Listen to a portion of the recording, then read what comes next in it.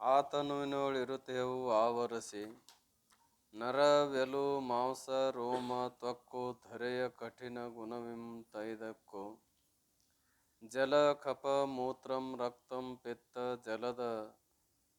ಜಲದ ಅಗುಗಳಿಂತೈದು ಐದರ ಮತ್ತ ಕ್ಷುಧೆ ತೃಷೆ ನಿದ್ರಾ ಆಲಸ್ಯಂ ಸಂಗ ವಿಧಿಸಿದ ಸಿಖಿ ಗುಣವಿಂತೈದು ಅಂಗ ಪರಿವ ನಿಲುವ ನಡಗುವ ಲಂಘಿಸುವ ಚರಿಸುವ ಗುಣವೈದು ಅನಿಲನೊಳೆಸೆವ ಅರಿವರ್ಗದ ಕಡೆಯನದ ಉಳಿದು ಐದು ಅರಿನಭ ಗುಣವಿಂತವು 25.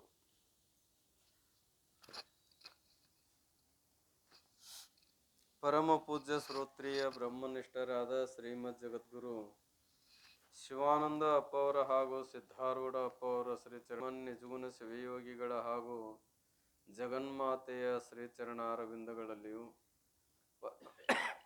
ಪರಮ ಪೂಜ್ಯ ಶ್ರೋತ್ರಿಯ ಬ್ರಹ್ಮನಿಷ್ಠರಾದ ಜಗದ್ಗುರು ಗುರುನಾಥಾರೂಢ ಅಪ್ಪ ಅವರ ಹಾಗೂ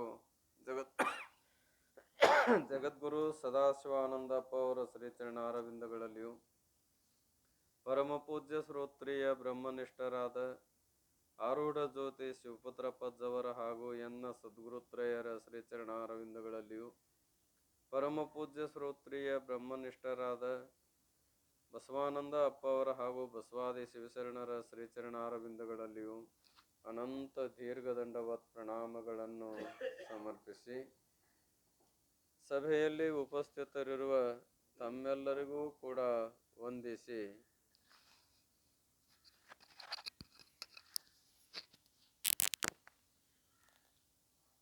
ಈ ನುಡಿಯಲ್ಲಿ ಏನು ವಿಷಯ ಪ್ರತಿಪಾದನೆ ಮಾಡ್ತಾರೋ ಅಂತ ಕೇಳಿ ಆಯಾಯ ಭೂತಗಳ 5 ತತ್ವಗಳು ಯಾವುವು ಅನ್ನೋದನ್ನ ಪ್ರತಿಪಾದನೆ ಮಾಡ್ತಾ ಇದ್ದಾರೆ.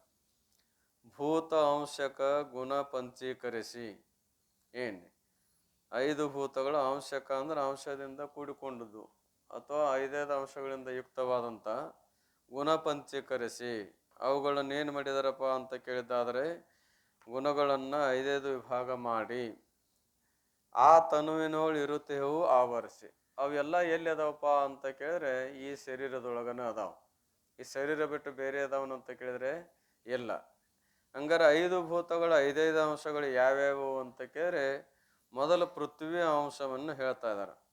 ನರ ವೆಲು ಅಂದ್ರೆ ಎಲಬು ಮಾಂಸಂ ರೋಮ ತ್ವಕ್ಕು. ನರ ಎಲುವು ಮಾಂಸ ರೋಮ ತ್ವಕ್ಕು ಧರೆಯ ಕಠಿಣ ಗುಣವಿಂತು 5ಕ್ಕೂ. ಇವು 5 ಅಂಶಗಳು ಅಥವಾ ಗುಣಗಳು ಯಾರು ಅಂತ ಕೇಳಿದ್ರೆ ಕಠಿಣ ಧರೆ ಅಂದ್ರೆ ಬಿರುಸಾದಂಥ ಯಾವ ಪೃಥ್ವಿ ಅದ ಪೃಥ್ವಿ 5 ಗುಣಗಳಿವು. ಇನ್ನು ಜಲ ಕಫ ಮೂತ್ರಂ ರಕ್ತಂ ಪಿತ್ತ ಇವು 5 ಯಾರು ಅಂತ ಕೇಳಿದ್ರೆ ಜಲದ ಗುಣಗಳಿಂತು 5ರ ಮೊತ್ತ. ಇವು ಅಷ್ಟು ಏನದಪ್ಪ ಅಂತ ಕೇಳಿದ್ರೆ 5ರ ಮೊತ್ತ ಅಂದ್ರೆ 5 ಕೂಡಿಕೊಂಡು ಇವು ಜಲದ ಅಂಶಗಳು. ಕ್ಷುಧೆ ತೃಷೆ ನಿದ್ರಾ ಆಲಸ್ಯಂ ಸಂಗ ಇವು 5 ಯಾರು ಅಂತ ಕೇಳಿದ್ರೆ ಇವು ಸಿಖಿ ಅಂದ್ರೆ ಬೆಂಕಿಯ ಅಥವಾ ಅಗ್ನಿಯ 5 ತತ್ವಗಳು. ಪರಿವ ನಿಲುವ ನಡಗುವ ಲಂಘಿಸುವ ಚರಿಸುವ ಗುಣವು 5 ಅನಿಲನೋಳ್ ಎಸೆವ ಇವು 5 ಎಲ್ಲಿ ಅದಾವು ಅಂತ ಕೇಳಿದ್ರೆ ವಾಯುವಿನಲ್ಲಿ ಅದಾವು. ಆಮೇಲೆ ಅರಿವರ್ಗದ ಕಡೆಯನ್ನದು ಉಳಿದು 5 ಅರಿ ನಭಗುಣವು ಇಂತು 25. ಇಲ್ಲಿ ಅರಿ ಅನ್ನೋದು ಎರಡು ಕಡೆ ಶಬ್ದ ಬಂದದ. ಒಂದು ಕಡೆ ಒಂದು ಅರ್ಥ ಆಕತಿ, ಒಂದು ಕಡೆ ಒಂದು ಅರ್ಥ ಆಕತಿ. ಎರಡು ಒಂದೇ ಅರ್ಥ ಮಾಡುವಾಗಿಲ್ಲ. ಅರಿವರ್ಗ ಕಾಮಾದಿಗಳು ಅಂತ ಏನು ಬರ್ತಾವಲ್ಲ, ಅರಿವರ್ಗ ವಿನಿಪ ಕಾಮಾದಿಗಳಿಗೆ ತನು ಅನೇಕವ ನಿತ್ಯ ಅಂತ ಹೇಳ್ಯಾರಲ್ಲ. ಅರಿವರ್ಗ ಅಂದಾಗ ಅರಿ ಅಂದ್ರೆ ವೈರಿ. ಇಲ್ಲೇನಂತ ಕೇಳಿದ್ರೆ ವೈರಿ. ಆ ವೈರಿ ರೂಪವಾದಂಥ ಗುಣಗಳು ಎಷ್ಟದಾವ ಅಂತಂದ್ರೆ 6. ಕಾಮ ಕ್ರೋಧ ಲೋಭ ಮೋಹ ಮದ ಮತ್ಸರ. ಈ ಅರಿವರ್ಗ ಏನದ ಕಡೆ ಅನ್ನೋದು ಉಳಿದು. ಕಡೆಯದಂದ್ರೆ ಕೊನೆಯದು. ಆ 6 ವೈರಿಗಳನ್ನದಾವ ಅರಿವರ್ಗಗಳು. ಕಡೆಯದು ಯಾವುದಪ್ಪ ಅಂದ್ರೆ ಮತ್ಸರ. ಕಾಮ ಕ್ರೋಧ ಲೋಭ ಮೋಹ ಮದ ಮತ್ಸರ. ಆ ಮತ್ಸರವನ್ನು ಬಿಟ್ಟು, ಉಳಿದಂದ್ರೆ ಏನರ್ಥ? ಬಿಟ್ಟು 5 ಏನು ಉಳಿತಾವಲ್ಲ, ಮತ್ಸರವನ್ನು ಬಿಟ್ರೆ ಏನು 5 ಉಳ್ದಾವ, ಅರಿ ತಿಳಿ ಅಂದಂಗೆ ಇಲ್ಲಿ ಈ ಸಮಯದಲ್ಲಿ ಏನಪ್ಪ ಅಂದ್ರೆ ತಿಳಿ. ಇವೇನದಾವ ಅಂದ್ರೆ ನಭಗುಣವು ಇಂತು. ಇವು 5 ಏನದಾವ್ರ ನಭಗುಣ ಅಂದ್ರೆ ಆಕಾಶದ ಗುಣಗಳು. 25 ಒಂದೊಂದು ಭೂತದಲ್ಲಿ 5 ಭೂತ ಕೂಡಿ ತಯಾರಾಗ್ಯದ. ಅದಕ್ಕಾಗಿ 5 25 ತತ್ವಗಳಿಂದ. ಇದನ್ನ ಚಂದ್ರೋದಯದಲ್ಲಿ ಅಲ್ಲಿ 25 ತತ್ವಗಳು ಬೇರೆ, ಕೆಲವು ಬರಕಕ್ಕಾವು, ಕೆಲವು ಸಮಾನ ಆಕ್ಕಾವು. ಏನ್ರಿ? ಅಲ್ಲಿ ಆಕಾಶಾದಿ ಪಂಚಮಹಾಭೂತಗಳ ತತ್ವಗಳನ್ನು ಹೇಳುವಾಗ ಆಕಾಶದ ಪಂಚ ತತ್ವಗಳು ಯಾವುವು ಅಂತ ಕೇಳಿದ್ರೆ ಅಲ್ಲಿ ಯಾವ ಹೇಳಿದಾರಂತ ಕೇಳಿದ್ರೆ, ಅಲ್ಲೇನು ಹೇಳಿದಾರಂದ್ರೆ, ಈಗ ಅವು ಆಯಾಯ ಪೃಥ್ವಿಯ ಮುಖ್ಯವಾಗಿ ಹಿಡ್ಕೊಂಡು ಹೇಳಿದರು. ಆದ್ರೆ ಮೊದಲೊಂದು ರೀತಿ ಹೇಳಿದಾರಪ್ಪ ಅಂದ್ರೆ ಕಾಮ, ಕ್ರೋಧ, ಲೋಭ, ಮೋಹ, ಭಯ. ಆಮೇಲೆ ವಾಯುವಿನ 5 ತತ್ವಗಳು ಯಾವುವು ಅಂತ ಕೇಳಿದ್ರೆ ಚಲನ, ವಲನ, ಧಾವನ, ಆಕುಂಚನ, ಪ್ರಸರಣ. ಅಗ್ನಿಯ 5 ತತ್ವ ಯಾವ ಅಂತ ಕೇಳಿದ್ರೆ ಕಾಂತಿ. ಪೃಥ್ವಿ 5 ತತ್ವಗಳು ಯಾವ ಅಂತ ಕೇಳಿದ್ರೆ ಮಾಂಸ, ನಾಡಿ, ತ್ವಚ, ರೋಮ. ಉಳಿದದ್ರು ಯಾವ ಅಂಶ ಅಂತ ಕೇಳಿದರೆ ಉಳಿದದ್ದು ಯಾವ್ದ್ರ ನಡು ಜಲದ್ದು ಉಳಿತು. ನಾ ಏಕದಮ್ ಅಗ್ನಿ ಕೇಳಿ ಪೃಥ್ವಿದು ಕೇಳಿದ್ದೇನೆ. ಏನ್ರಿ ಅಂದ್ರೆ ಅಗ್ನಿಯ ಜಲದ ತತ್ವ ಹೇಳ್ತಾರೇನೋ ಅಂತ ತಿಳ್ಕೊಂಡು. ಏನ್ ಜಲದ್ದು 5 ತತ್ವ ಯಾವ್ದು ಅಂದ್ರೆ ಶುಕ್ರ, ಶೋಣಿತ, ಲಾಲ, ಮೂತ್ರ, ಸ್ವೇದ. ಈ ರೀತಿಯಾಗಿ ಅಲ್ಲಿ ಹೇಳಿದಾರೆ. ಇಲ್ಲಿಯೂ ಕೂಡ ಕೆಲವು ಇದಕ್ಕೆ ಸಮಾನ ಆಕವು, ಕೆಲವು ನಾಮಗಳು ಮಾತ್ರ ಸ್ವಲ್ಪ ಫರಕ್ ಆಗ್ತಾ ಇದಾವೆ. ಏನ್ರಿ ತಾತ್ಪರ್ಯ ನೋಡ್ರಿ. ಹೇ ಶಿಷ್ಯನೇ, ಹಿಂದೆ ಹೇಳಲ್ಪಟ್ಟ ಕ್ರಮದಿಂದ ಉತ್ಪನ್ನವಾದ ಈ ಸ್ಥೂಲ ಶರೀರವು ಪಂಚಭೂತಗಳ ಕಾರ್ಯವಾಗಿರುತ್ತದೆ. ಈ ಸ್ಥೂಲ ಶರೀರ ಎದರಿಂದದ ಅಂತ ಕೇಳಿದ್ರೆ 5 ಭೂತಗಳ ಕಾರ್ಯದ. ಹೇಗೆಂದರೆ ಶರೀರದಲ್ಲಿರುವ ಕಠಿಣ ಭಾಗವೆಲ್ಲ ಪೃಥ್ವಿಯದ ಎನಿಸುವುದು. ಈ ಶರೀರದೊಳಗಿನ ಕಠಿಣ ಭಾಗದ ಅದೆಲ್ಲ ಯಾರ್ದು? ಪೃಥ್ವಿ ತತ್ವ. ದ್ರವವೆಲ್ಲ ಜಲದ ಅಂಶವೆನಿಸುವುದು. ಇದರಾಗ ತಿಳುವಾದ ದ್ರವರೂಪ ಅಂಶ ಏನದ? ಅದು ಜಲದ ಅಂಶ. ಆಮೇಲೆ ಉಷ್ಣವೆಲ್ಲ ಅಗ್ನಿಯ ಭಾಗವೆನಿಸುವುದು. ಏನು ಉಷ್ಣತೆ ಎಲ್ಲ ತೋರ್ತಾ ಇದರಲ್ಲಿ ಅದು ಅಗ್ನಿಯ ಭಾಗ. ಚಲನತ್ವವೆಲ್ಲವೂ ವಾಯುವಿನ ಭಾಗವೆನಿಸುವು. ಅಂದ್ರೆ ಚಲನತ್ವ ಅಂದ್ರೆ ನಡೆಯೋದು, ಮೊದಲು ಮಾಡ್ಕೊಂಡೇನು ತೋರ್ತಾವ, ಇವು ವಾಯುವಿನ ಭಾಗಗಳು. ಆಮೇಲೆ ಅವಕಾಶ ಧರ್ಮವು ಆಕಾಶದ್ದಿರುತ್ತದೆ. ಇದ್ರಾಗೆಲ್ಲ ವ್ಯವಹಾರದಲ್ಲಿ ಏನಪ್ಪಾ ಅಂತ ಕೇಳಿ ಉಂಡಂತ ಆಹಾರಾದಿಗಳೆಲ್ಲ ಇರಬೇಕಾಗಿತ್ತು ಅಂದ್ರೆ ಅದಕ್ಕೇನು ಬೇಕು ಅಂದ್ರೆ ಆಕಾಶವಿದ್ರೇನೆ ಅದು ಅವಕಾಶ ಕೊಟ್ಟಾಗ ಇರಲಿಕ್ಕೆ ಬರ್ತಾ ಇದೆ. ಆದ್ದರಿಂದ ಶರೀರವು ಭೂತ ಕಾರ್ಯವಾದ್ದರಿಂದ ನೀನಲ್ಲ ಅಂತೂ. ಈ ಶರೀರ ಯಾರ್ದದ? ಭೂತ ಕಾರ್ಯದ. ಭೂತದ ಕಾರ್ಯವಾಗಿರುವುದರಿಂದ ಏನಲ್ಲ ಅಂತ ಕೇಳಿ ನೀನು ಅಲ್ಲ ಅಂದ್ರೆ ನಿನ್ನದಲ್ಲ. ಮತ್ತೇನಪ್ಪ, ನೀನು ಈ ಸ್ಥೂಲ ಶರೀರಕ್ಕೆ ದ್ರಷ್ಟಾ ಪುರುಷನಾಗಿದ್ದಿ. ಇದು ಪಂಚಮಹಾಭೂತಕ್ಕೆ ಸಂಬಂಧಪಟ್ಟಿದ್ದಂದ ನಿನ್ನದಲ್ಲ. ನೀವುದನ್ನು ಎದರಿಟ್ಟು ಅರಿಯುವುದರಿಂದ ಏನಂತ ಕೇಳಿದ್ರೆ ನೀನಲ್ಲ ಅಂದ್ರೆ ದ್ರಷ್ಟಾ ಪುರುಷನಾಗಿರ್ವಿ. ತೀನ ದೇಹಕ ಮೈ ದ್ರಷ್ಟಾಹು ಅನ್ನುವಾಗ ಇದು ದೇಹ ಅಂದ್ರೆ ಯಾವು? ಸ್ಥೂಲ ದೇಹದ ಮಂದೇನು ಪ್ರಕ್ರಿಯೆ ಹೇಳುವಾಗ ಸ್ಥೂಲ ದೇಹ ಅಂದ್ರೆ ಅದಕ್ಕೆ ಅನ್ಬೇಕು. ಪಂಚಕೃತ ಪಂಚಮಭೂತ ಅಂದ್ರೆ ಯಾವು? ಪಂಚೀಕರಣ ಹೇಗಾಯ್ತು? ಆದರೆ 25 ತತ್ವಗಳ್ಯಾವು? 25 ತತ್ವಗಳನ್ನು ತಿಳಿಯುವುದರಿಂದ ಏನು ಲಾಭ ಅಂತ ಕೇಳಿದ್ರು. ಏನ್ರಿ? 25 ತತ್ವಗಳನ್ನು ತಿಳಿಯುವುದರಿಂದ ಏನು ಸಿದ್ಧ ಆಯ್ತು? ಏನು ಸಿದ್ಧ ಆಯ್ತು ಅಂದ್ರೆ ಇವು ನಾನು ಅಲ್ಲ ಮತ್ತ ಇವು ನನ್ನೂ ಅಲ್ಲ ಅಂತ ಹೇಳ್ಕೊಂಡು, ಇವು ನಾನೂ ಅಲ್ಲ ನನ್ನೂ ಅಲ್ಲ ಅಂತ ತಿಳಿಯೋದ್ರಿಂದ ಏನ್ ನಿಶ್ಚಯ ಆಯ್ತು?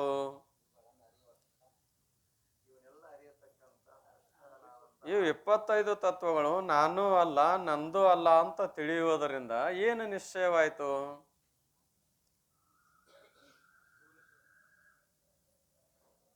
ಹೇಳ್ರಿ. ನಾನು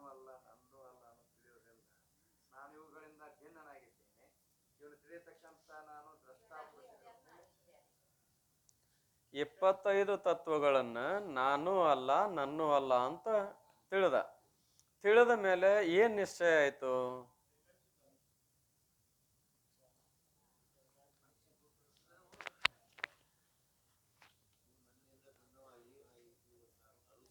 ತಿಳಿದೇವೆ ಅಲ್ಲಿಗ ನಾನು ಅಲ್ಲ ನಂದು ಅಲ್ಲ ಅಂತ ತಿಳಿದು ಬಿಟ್ಟೇವಿ.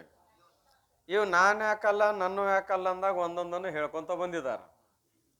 ಇವತ್ತು ಟೋಟಲಿ ಒಳಗೆ ಇವು ನಾನು ಯಾಕಲ್ಲ ಅಂದ್ರೆ ಇಷ್ಟೇ ನ್ಯಾರ ಹೂ ಅಥವಾ ಘಟದ್ರಷ್ಟಾಕಿ ನೈ ಇಂತೆ ನ್ಯಾರ ಹೂ. ಘಟವನ್ನು ಎದುರಿಟ್ಟು ಅರಿಯುವ ಪುರುಷನು ಘಟದಕ್ಕಿಂತಲೂ ಹೇಗೆ ಭಿನ್ನನಾಗಿದ್ದಾನೋ ಹಾಗೆ 25 ತತ್ವಗಳನ್ನು ಎದುರಿಟ್ಟು ಅರಿಯುವವನು ನಾನು ಬೇರೆ ಇದ್ದೇನೆ ಅಂದ್ರೆ ದ್ರಷ್ಟಾಸ್ವರೂಪನಾಗಿದ್ದೇನೆ ಅಂತ. ನನ್ನ ಯಾಕಲ್ಲ ಅಂತ ಕೇರೆ ಯಹ ಪಂಚಮಹಾಭೂತಕ ಹೈ. ಟೋಟಲಿ ಒಳಗ ಯಹ ಪಂಚಮಹಾಭೂತಕ ಹೈ. ಒಂದೊಂದನ್ನು ವಿಚಾರ ಮಾಡ್ಕೊಂತ ಹೋಗುವಾಗ ಕಾಮತತ್ವ ನಾ ಯಾಕಲ್ಲ ಅಂದ್ರೆ ಎದುರಿಟ್ಟು ಅರಿಯೋದ್ರಿಂದ, ನನ್ನದೇ ಯಾಕಲ್ಲ ಅಂದ್ರೆ ಯಹ ವಾಯುಕ ಇದು ಆಕಾಶಕ ತತ್ವೈ, ಆಕಾಶದ್ದಿರುವುದರಿಂದ ನಾನಲ್ಲ. ಇದರಂತನೇ 25 ತತ್ವಗಳನ್ನ ಒಂದೊಂದನ್ನ ವಿಚಾರ ಮಾಡ್ತಾ ಹೋಗುವಾಗ ನಾನೂ ಅಲ್ಲ ನನ್ನದೂ ಅಲ್ಲ ತಿಳಿದು ಅಲ್ಲ. ತಿಳಿಯುವುದರಿಂದ ಏನು ನಿಶ್ಚಯ ಆಯ್ತು?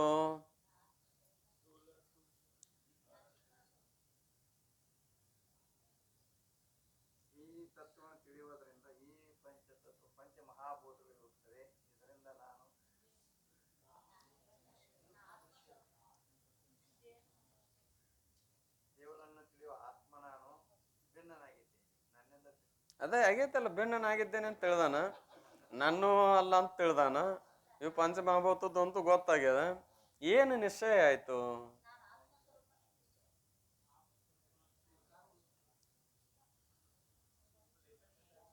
ಓರಿ ಅದು ಸಿದ್ಧ ಐತಿ.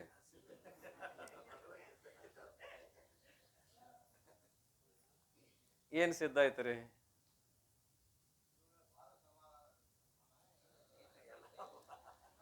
ಈ 25 ತತ್ವಗಳು ನಾನು ಅಲ್ಲ ನನ್ನೂ ಅಲ್ಲ ಅಂತ ತಿಳಿಯೋದ್ರಿಂದ ಏನು ನಿಶ್ಚಯ ಆಯ್ತು ಅಂದ್ರೆ ಸ್ಥೂಲ ದೇಹ ಮತ್ತು ನಾಮ ರೂಪ ಜಾತಿ ವರ್ಣ ಆಶ್ರಮ ಸಂಬಂಧ ಜನನ ಮರಣ ಪರಿಮಾಣ ಇವು ಕೂಡ ನಾನು ಅಲ್ಲ ನನ್ನೂ ಅಲ್ಲ ಅಂತ ನಿಶ್ಚಯ ಆಯ್ತು ಅಂತ. ಏನು ನಿಶ್ಚಯ ಆಯ್ತು? 25 ತತ್ವಗಳು ನಾನು ಅಲ್ಲ ನನ್ನೂ ಅಲ್ಲ ಅಂತ ತಿಳಿಯುವುದರಿಂದ ಸ್ಥೂಲ ದೇಹ, ಬರೀ ಸ್ಥೂಲ ದೇಹ ಅಷ್ಟೇ ಅಲ್ಲ, ಅದರ ಧರ್ಮಗಳದಾವ. ನಾಮ ಜಾತಿ ವರ್ಣ ಆಶ್ರಮ ಸಂಬಂಧ ಪರಿಮಾಣ ಆಮೇಲೆ ಜನನ ಮರಣ ಇವು ಕೂಡ ನಾನು ಅಲ್ಲ ನನ್ನೂ ಅಲ್ಲ ಅಂತ ಸಿದ್ಧ ಆಯ್ತು. ಇಷ್ಟು ಹೇಳಿ ಮುಂದೆ ಒಂದೊಂದ ಪ್ರಶ್ನೆ ಮಾಡಿದ. ಮತ್ತವ ಏನು ಮಾಡಿದ್ರಿ? ಒಂದೊಂದ ಪ್ರಶ್ನೆ ಮಾಡಿದ. ಏನು ಪ್ರಶ್ನೆ ಮಾಡಿದ ಅಂದ್ರೆ ಈ ಹೇಳುವಾಗ ದೇಹ ಹಿಡ್ಕೊಂಡು ಹೇಳಿದ್ದಾರೆ. ಸ್ಥೂಲ ದೇಹ, ಸ್ಥೂಲ ದೇಹದ 7 ಧರ್ಮ ಇವು ನಾನು ಅಲ್ಲ ನನ್ನೂ ಅಲ್ಲ ಅಂತ ನಿಶ್ಚಯ ಆಯಿತು ಅಂದರು. ಈಗ ಒಂದೊಂದ ಪ್ರಶ್ನೆ ಅಂದ್ರೆ ಸ್ಥೂಲ ದೇಹವು ನಾನು ಅಲ್ಲ ನಂದು ಅಲ್ಲ ಅಂತ ಹೆಂಗೆ ತಿಳಿಬೇಕು ಅಂತ ಪ್ರಶ್ನೆ ಮಾಡಲಿಲ್ಲ. ಮುಂದೇನು ಮಾಡಲಿಲ್ಲರಿ, ನಾನು ಅಲ್ಲ ನಂದು ಅಲ್ಲ ಅಂತ ಹೆಂಗೆ ತಿಳಿಬೇಕು ಸ್ಥೂಲ ದೇಹವನ್ನು ಅಂತ ಪ್ರಶ್ನೆ ಮಾಡಲಿಲ್ಲ. ನೇರವಾಗಿ ಏನು ಮಾಡಿದ? ನಾಮ ಮೈ ನಹಿ ಮೇರಾ ನಹಿ ಯಹ ಕೈಸೆ ಜನ್ನ. ನಾಮವು ನಾನು ಅಲ್ಲ ನಂದು ಅಲ್ಲ ಅಂತ ಹೆಂಗೆ ತಿಳಿಲಿ ಅಂದ.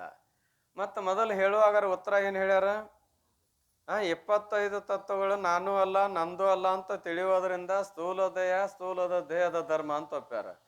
ಈಗ ಸ್ಥೂಲ ದೇಹವು ನಾನು ಅಲ್ಲ ನಂದು ಅಲ್ಲ ಅಂತ ಹೆಂಗೆ ತಿಳಿಲಿ ಅಂತ ಪ್ರಶ್ನೆ ಮಾಡಲಿಲ್ಲ. ನೇರವಾಗಿ ನಾಮ ನಾ ಯಾಕಲ್ಲ ನನ್ನದು ಯಾಕಲ್ಲ ಇದರಂತ ಎಲ್ಲವೂ ಹೇಗೆ ತಿಳಿಬೇಕು ಅಂತ ಪ್ರಶ್ನೆ ಮಾಡಿದ್ರು. ಯಾಕೆ ಸ್ಥೂಲ ದೇಹ ನಾನು ಅಲ್ಲ ನಂದು ಅಲ್ಲ ಅಂತ ಹೆಂಗೆ ತಿಳಿಲಿ ಅಂತ ಪ್ರಶ್ನೆ ಮಾಡಲಿಲ್ಲ? ಯಾಕೆ?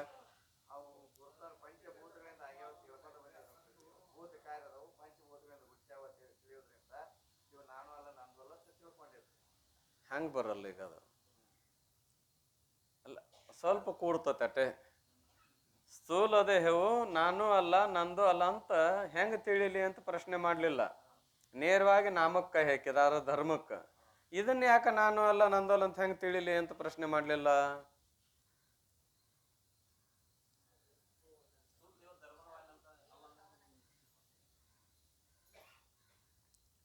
ಇನ್ನೊಮ್ಮೆ ಏನಂತ ಹೇಳ್ರಿ?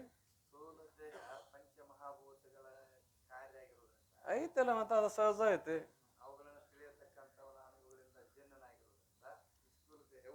25 ತತ್ವಗಳನ್ನು ನಾನು ಅಲ್ಲ ನನ್ನೂ ಅಲ್ಲ ಅಂತ ತಿಳಿಯುವುದರಿಂದ ಸ್ಥೂಲ ದೇಹವು ನಾನು ಅಲ್ಲ ನಂದು ಅಲ್ಲ ಅಂತ ತಿಳಿದಂಗಾಯ್ತು.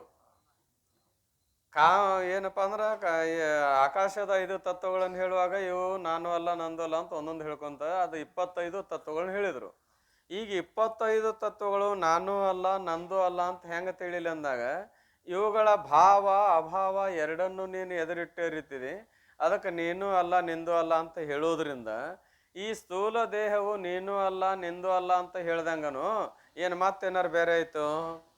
25 ತತ್ವಗಳಿಂದ ಯುಕ್ತವಾದದ್ದು ಅಂದ್ರನೇ ಸ್ಥೂಲ ದೇಹ. ಸ್ಥೂಲ ದೇಹ ಅಂದ್ರನೇ 25 ತತ್ವಗಳಿಂದ ಯುಕ್ತವಾದದ್ದು. ಮತ್ತು ಆ 25 ತತ್ವಗಳು ನಾನು ಅಲ್ಲ ನಂದು ಅಲ್ಲ ಅಂತ ತಿಳಿದ ಮೇಲೆ ಇನ್ನು ಮತ್ತೆ ಹೊಳ್ಳಿ ಕೇಳೋ ಅವಶ್ಯಕತೆ ಅದನು ಇಲ್ಲ. ಏನು ಇಲ್ಲ ಅಂದಮೇಲೆ ಮತ್ತೆ ಏನು ಮಾಡ್ಬೇಕಾಯ್ತು? ನೇರವಾಗಿ ನಾಮನ ಯಾಕಲ್ಲ, ಜಾತಿನ ಯಾಕಲ್ಲ, ನನ್ನೂ ಯಾಕಲ್ಲ ಅಂತ ಮುಂದಿನ ಪ್ರಶ್ನೆಗಳನ್ನು ಮಾಡಿದಾನು. ಅಂತೂ 25 ತತ್ವಗಳನ್ನು ಆ ರೀತಿಯಲ್ಲಿ ಹೇಳಿದರೆ ಇಲ್ಲಿ ಈ ರೀತಿಯಾಗಿ ಏನಪ್ಪ ಅಂದ್ರೆ ಕೆಲವು ಸ್ವಲ್ಪ ಫರಕ್ ಆಗ್ತಾವೆ. ವಿಶೇಷತ ವಿಚಾರ ಮಾಡಿದರೆ ಏನು ಫರಕಿಲ್ಲ. ಹೇ ಸ್ವಾಮಿ, ಈ ಶರೀರವು ಭೌತಿಕವಾಗಿರುವುದನ್ನು ಚೆನ್ನಾಗಿ ನನಗೆ ತಿಳಿಯುವಂತೆ ಬೋಧೆ ಮಾಡಬೇಕು. ನೀವು ಬರೀ ಹಿಂಗೆ ಅದು ಹಿಂಗಿರೋದ್ರಿಂದ ಅದರ ತತ್ವ, ಹಿಂಗಿರೋದ್ರಿಂದ ಅದರ ತತ್ವ ಅಂತ ಹೇಳಿದ್ರೆ ನನಗೆ ಕೆಲಸ ಆಗಲ್ಲ. ಅಂದ್ರೆ ಏನರ್ಥ? ಕಠಿಣಾಂಶ ಇದ್ದದ್ದು ಯಾರ ತತ್ವ? ಪೃಥ್ವಿ ತತ್ವ. ಆಮೇಲೆ ಜಲಾಂಶ ದ್ರವಾಂಶ ಇದ್ದದ್ದು ಜಲದ ತತ್ವ. ಉಷ್ಣಾಂಶ ಇದ್ದದ್ದು ಅಗ್ನಿ ತತ್ವ. ಚಲನಾದಿಗಳಿಂದ ಯುಕ್ತವಾದದ್ದು ವಾಯು ತತ್ವ. ಆಮೇಲೆ ಕಾಮಾದಿಗಳಿಂದ ಕೂಡಿಕೊಂಡದ್ದಕ್ಕೆ ಏನಂದ್ರಿ? ಆಕಾಶ ತತ್ವ ಅಂದ್ರಿ. ಹಿಂಗೆ ಏನಪ್ಪ ಅಂದ್ರೆ ಸಾಮಾನ್ಯವಾಗಿ ಸ್ಥೂಲದ ದೃಷ್ಟಿಯೊಳಗೆ ಹೇಳಿದ್ರೆ ನನಗೆ ಕೆಲಸ ಆಗೋದಿಲ್ಲ. यह तीन वस्तु का सामान्य रूप क्या है? ಏನ್ರಿ? यह तीन वस्तु का सामान्य रूप क्या है?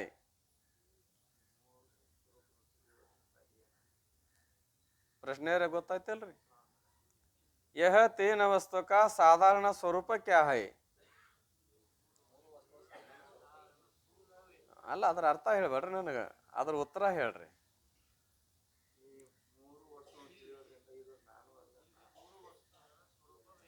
ಇಲ್ಲಿ ಹುಡುಕ್ಬೇಡ್ರಿ. ಮತ್ತೆ ಇದಕ್ಕೆ ಸಮನ್ವಯ ಹೇಳೋ ಸಲಾಗಿ ನಾ ಆ ಪ್ರಶ್ನೆ ಎತ್ತಿದ್ದೇನೆ. ಯಹ ತೀನ ಪದಾರ್ಥ का ಅಥವಾ यह तीन वस्तु का स्वरूप क्या है ಅಥವಾ ಸಾಧಾರಣ ಸ್ವರೂಪ क्या है? 3 ವಸ್ತುಗಳರ ಯಾವ್ಯಾವ್ರಿ?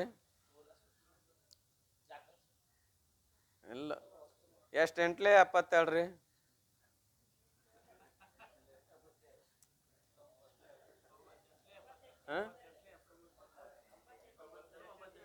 ಒಬ್ರು ಹೇಳ್ರಿ. ಎಷ್ಟು 8 9 ಹೌದಾ? 9 72 ಹೌದಲ್ಲ? 9ರ ಮಗ್ಗಿ ಹೇಳಂದ್ರ 9ರ ಮಗ್ಗಿ ಸರಳ ಹೇಳ್ಕೊಂತೋಕಿರಿ. ಎಷ್ಟು 72 ಅಂದಾಗ ಹೌದಲ್ರಿ? ಅದಕ್ಕೆ ಯಹ ತೀನ ವಸ್ತು ಕಾ ಸಾಧಾರಣ ಸ್ವರೂಪ ಕ್ಯಾ ಹೈ? यह तीन वस्तु का साधारण स्वरूप क्या है? ಇದಕ್ಕೆ ಅದಕ್ಕೆ ಸಮನ್ವಯ ಮಾಡಿ ಹೇಳುವ ಉದ್ದೇಶ ಅಷ್ಟೇ ಅದ ನಂದು. ಏನು यह तीन वस्तु का नाम क्या है? तीन वस्तु कौन है?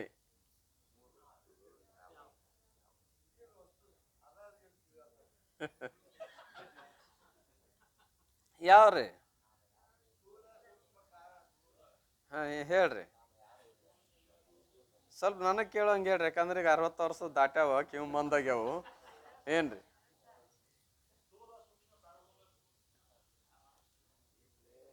ಸ್ವಲ್ಪ ಉತ್ತರ ಬಂದಂಗೆ ಆಕತಿ. ಒಂದಿಟ್ಟು ಧೈರ್ಯ ಮಾಡಿ ಹೇಳ್ರಿ, ಇನ್ನೊಂದಿಟ್ಟು ಎತ್ತರ ಧ್ವನಿಲಿ.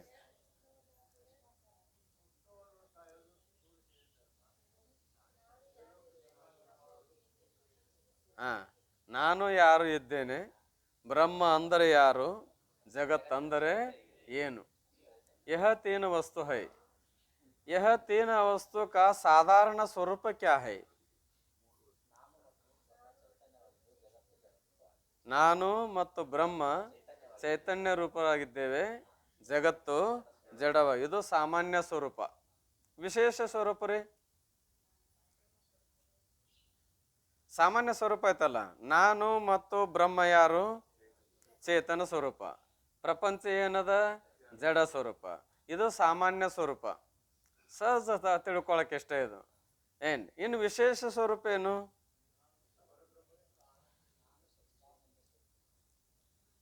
ವಿಶೇಷ ಸ್ವರೂಪ ಏನ್ರಿ?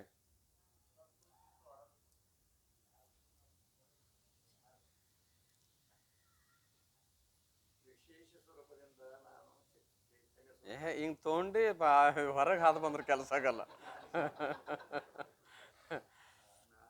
ವಿಶೇಷ ಸ್ವರೂಪ ಏನು ಅಂತ ಕೇಳಿದರೆ, ಯಾವುದು ಜ್ಞಾನರೂಪವಾಗಿರುವುದು, ಸರ್ವನಾಮರೂಪ ಘಟಾದಿ ಪ್ರಪಂಚವನ್ನು ತಿಳಿಯುತ್ತಾ ಇರುವುದು, ಯಾವುದನ್ನು ಮನ ಇಂದ್ರಿಯಾದಿಗಳು ತಿಳಿಯಲಿಕ್ಕೆ ಶಕ್ಯವಿಲ್ಲವೋ ಅದಕ್ಕೇನಂತಾರ? ಚೇತನ. ಇದು ವಿಶೇಷ ಸ್ವರೂಪ. ಯಾರ್ದು? ನಾನು ಮತ್ತು ಬ್ರಹ್ಮನ ವಿಶೇಷ ಸ್ವರೂಪ ಇದು. ಇನ್ನು ಜಡದ ವಿಶೇಷ ಸ್ವರೂಪ ಏನು? ಜಡ ಸಾಮಾನ್ಯ ಸ್ವರೂಪ, ಪ್ರಪಂಚ ಜಡ ಅದ, ಇದು ಸಾಮಾನ್ಯ ಸ್ವರೂಪ. ಜಡ ಅಂದ್ರೆ ಅದ್ರ ವಿಶೇಷ ಸ್ವರೂಪ ಏನು?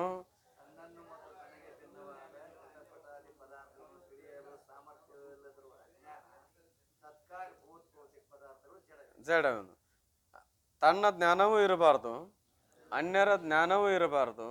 ಇಂಥ ಯಾವ ಅಜ್ಞಾನ, ಅಜ್ಞಾನದ ತತ್ಕಾರ್ಯ ಭೂತ, ಭೂತದ ಕಾರ್ಯ ಭೌತಿಕ, ಇವಕ್ಕೆಲ್ಲಕ್ಕೂ ಕೂಡಿ ಏನಂತ ಕರೀತಾರ? ಜಡ ಅಂತಾರೆ. ಇದು ಜಡದ ವಿಶೇಷ ಸ್ವರೂಪ, ಅಂದ್ರೆ ಪ್ರಪಂಚದ ವಿಶೇಷ ಸ್ವರೂಪ. ಜಡ ಹೇಳೋದು ಸಾಮಾನ್ಯ, ಮುಂದೆ ಅದನ್ನು ಜಡ ಅಂದ್ರೆ ಹಂಗೆ ಎದಕ್ಕೆ ಅನ್ಬೇಕು ಅನ್ನೋದು ಹೇಳಿದಾಗ ಅದು ವಿಶೇಷ. ಹಾಗೆ ಇಲ್ಲಿ 5 ಭೂತಗಳ 25 ತತ್ವಗಳನ್ನು ಹೇಳುವಾಗ ಸಾಮಾನ್ಯ ಹೇಳಿದ್ರೆ ನೀವೀಗ ಕಠಿಣಾಂಶ ಇದ್ರೆ ಭೂರು ಪೃಥ್ವಿಯು, ದ್ರವಾಂಶ ಇದ್ರೆ ಜಲದ್ದು, ಉಷ್ಣಾಂಶ ಇದ್ರೆ ಅಗ್ನಿಯು, ಚಲನಾದಿಗಳಿಂದ ಕೂಡ್ಕೊಂಡ್ರೆ ವಾಯುವಿಂದು, ಆಮೇಲೆ ಅರಿವರ್ಗದಿಂದ ಒಂದು ಬಿಟ್ಟು ಕೂಡ್ಕೊಂಡಿದ್ರೆ ಆಕಾಶ ಇದ್ದು ಅಂತ ಹಿಂಗೆ ಸಾಮಾನ್ಯ ಹೇಳಿದ್ರಿ. ನನಗೆ ತಿಳಿಬೇಕಲ್ಲ, ನನಗೆ ತಿಳಿಯುವಂಗೆ ವಿಶೇಷವಾಗಿ ತಿಳಿಸಿ ಹೇಳ್ರಿ ಅಂತ. ನಾನು ಚೇತನ, ಅದು ಜಡ ಅಂತ ಇಷ್ಟು ಹೇಳಿದ್ರಿ. ಖರೆ ನಾನು ಚೇತನ್ ಅಂದ್ರೆ ನನಗೆ ಗೊತ್ತಾಗಬೇಕಲ್ಲ. ಅಂದಾಗೆ ಈ 25 ತತ್ವಗಳು ಆಯಾಯ ಭೂತದ್ದು ಇವೇ ಅನ್ನೋದು ನನ್ನ ಅನುಭವಕ್ಕೆ ಬರಬೇಕಲ್ಲ ಅಂತ ಕೇಳ್ತಾ ಇದ್ದಾನೆ ಗುರು. ಅಸ್ಥಿ ರೋಮಾದಿಗಳು ಕಠಿಣವಾಗಿರುವುದರಿಂದ ಭೂಮಿಯ ಕಾರ್ಯವಾಗಿರುತ್ತವೆ. ಅವು ಯಾವ್ಯಾವಪ್ಪ ಅಂತ ಕೇರೆ ಕಠಿಣಾಂಶ ಅಂತ ಇಷ್ಟ ಅಂದಿದ್ರಿ ನೀವು. ಕಠಿಣಾಂಶ ಉಳ್ಳುದ್ದು ಯಾವ ಹಂಗಾರ? ಬಿರ್ಸಾದದ್ದು ಯಾವ ಅಂತ ಕೇಳಿದಾರೆ, ಅದಕ್ಕೆ ಬರೀತಾರ ಅಸ್ಥಿ ರೋಮಾದಿಗಳು ಕಠಿಣವಾಗಿರೋದ್ರಿಂದ. ಏನು 5 ತತ್ವ ಹೇಳ್ಯಾರಲ್ಲ, ಯಾವ್ಯಾವಪ್ಪ ಅಂತ ಕೇಳಿದ್ದಾರೆ? ನರ, ಎಲು, ಮಾಂಸ, ಕೂದಲ, ಆಮೇಲೆ ಚರ್ಮ. ಇವೇನದಾವಲ್ಲ ಇವು ಎಲ್ಲವೂ ಕಠಿಣ ಅದಾವು. ಕಠಿಣವಾಗಿರುವುದರಿಂದ ಇವಕ್ಕೆ ಭೂಮಿಯ ತತ್ವ ಅಂತ ತಿಳ್ಕೊ. ಮತ್ತು ಮೃತವಾದ ಬಳಿಕ ಶರೀರವನ್ನು ಭೂಮಿಯಲ್ಲಿ ಹುಗಿದರೂ ಅಸ್ಥಿರೋಮಗಳು ಕೆಲವು ದಿವಸ ಇದ್ದು ಭೂಮಿಯಲ್ಲಿ ಏಕವಾಗುತ್ತವೆ. ಆದ್ದರಿಂದ ರೋಮಾದಿಗಳು ಭೂಮಿಯ ಭಾಗಗಳು. ಎಲ್ಲೋ ಸ್ವಲ್ಪ ಮೃತವಾದ ಬಳಿಕ ಅಂದ್ರೆ ಪ್ರಾಣ ಹೋದ ಮೇಲೆ. ಮೃತ ಅಂದದಕ್ಕೆ ಅರ್ಥ ಏನ್ರಿ? ಮರಣ. ಮರಣ ಅಂದ್ರೆ ಸಾಯುದು. ಸಾಯುದು ಅಂದ್ರೆ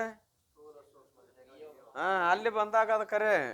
ನೀವು ಪರ್ಯಾಯ ನಾಮ ಹೇಳಿದ್ರೆ ಅದಕ್ಕೇನು ಉಪಯೋಗ ಇಲ್ಲ. ಏನ್ರಿ? ಸಾಯುದು. ಸಾಯುದು ಅಂದ್ರೆ ಮರಣ ಹೊಂದುದು. ಮರಣ ಹೊಂದುದು ಅಂದ್ರೆ ಸತ್ತ. ಸತ್ತ ಅಂದ್ರೆ ಇವು ಅರ್ಥ ಅಲ್ಲ. ಸಾಯುವುದು ಅಂದ್ರೆ ಅರ್ಥ ಏನು ಅಂದ್ರೆ ಸ್ಥೂಲ ಸೂಕ್ಷ್ಮ ಶರೀರಗಳ ವಿಯೋಗ. ಎದರ ವಿಯೋಗ? ಸ್ಥೂಲ ಸೂಕ್ಷ್ಮ ಶರೀರಗಳ ವಿಯೋಗ. ವಿಯೋಗ ಆದದ್ದು ಗೊತ್ತಾತು ಅಂದ್ರೆ ಸುದ್ದಿ ಮಾಡ್ತೀರಿ. ಏನಂತ? ಸತ್ತ ಅಂತಿರಲ್ಲ. ವಿಯೋಗ ಆದದ್ದು ಗುರ್ತಾದಾಗೋ ಗುರ್ತಾಗ್ಲಾರ್ದ ಇದ್ದಾಗೋ? ಗುರ್ತಾದಾಗ. ವಿಯೋಗ ಆದದ್ದನ್ನು ಗುರ್ತಾ ಹೆಂಗೆ ಹಿಡಿತೀರಿ?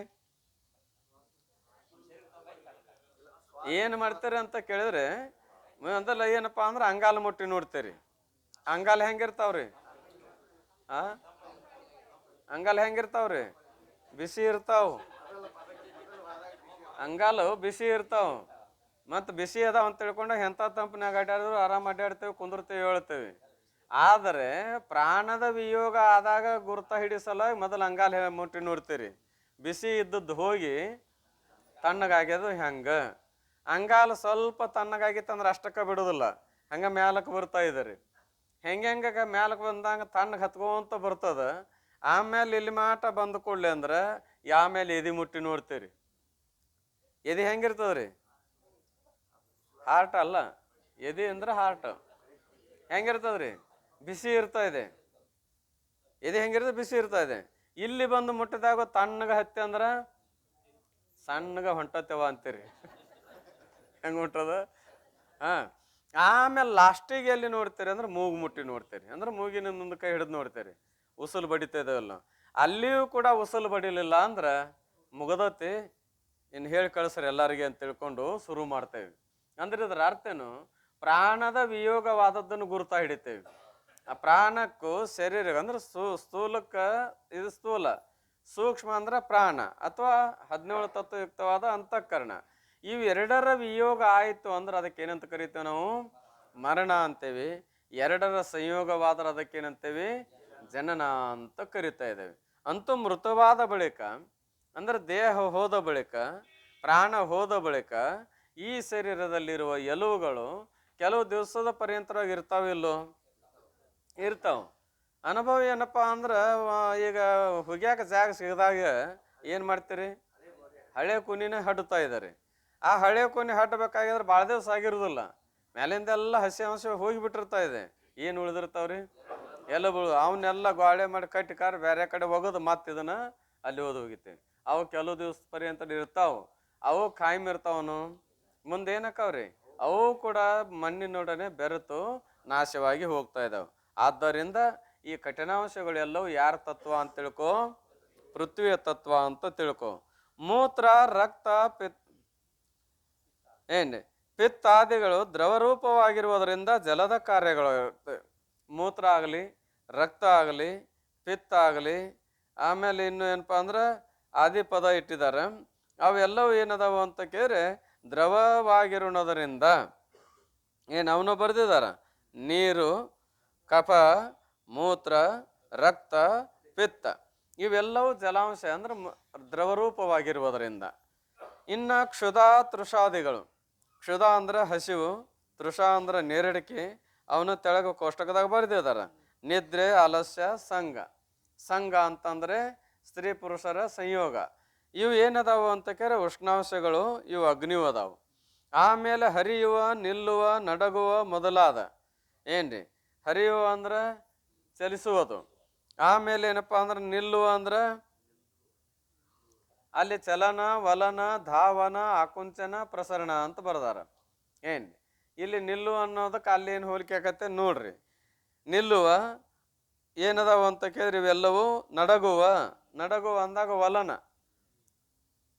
ದೀಪ ಹಚ್ಚಿಟ್ಟಾಗ ಅದು ಹೆಂಗೆ ಹೊರಳಾಡ್ತದ ಹಂಗೆ ನಮ್ಮಲ್ಲಿ ಶರೀರದ ವಲನ ಆಗ್ತದ, ಹೊಯ್ದಾಡಿಕೆ ಇರ್ತಾ ಇದೆ. ವಲನ ಮೊದಲಾದ ಗುಣಗಳಲ್ಲಿ ಚಲನತ್ವ ಧರ್ಮವಿರುವುದರಿಂದ ಇವೆಲ್ಲದರಲ್ಲಿ ಏನದ್ರಿ? ಚಲಿಸುವ ಗುಣ ಇರುವುದರಿಂದ ವಾಯುವಿನ ಕಾರ್ಯಗಳಾಗಿರುತ್ತವೆ.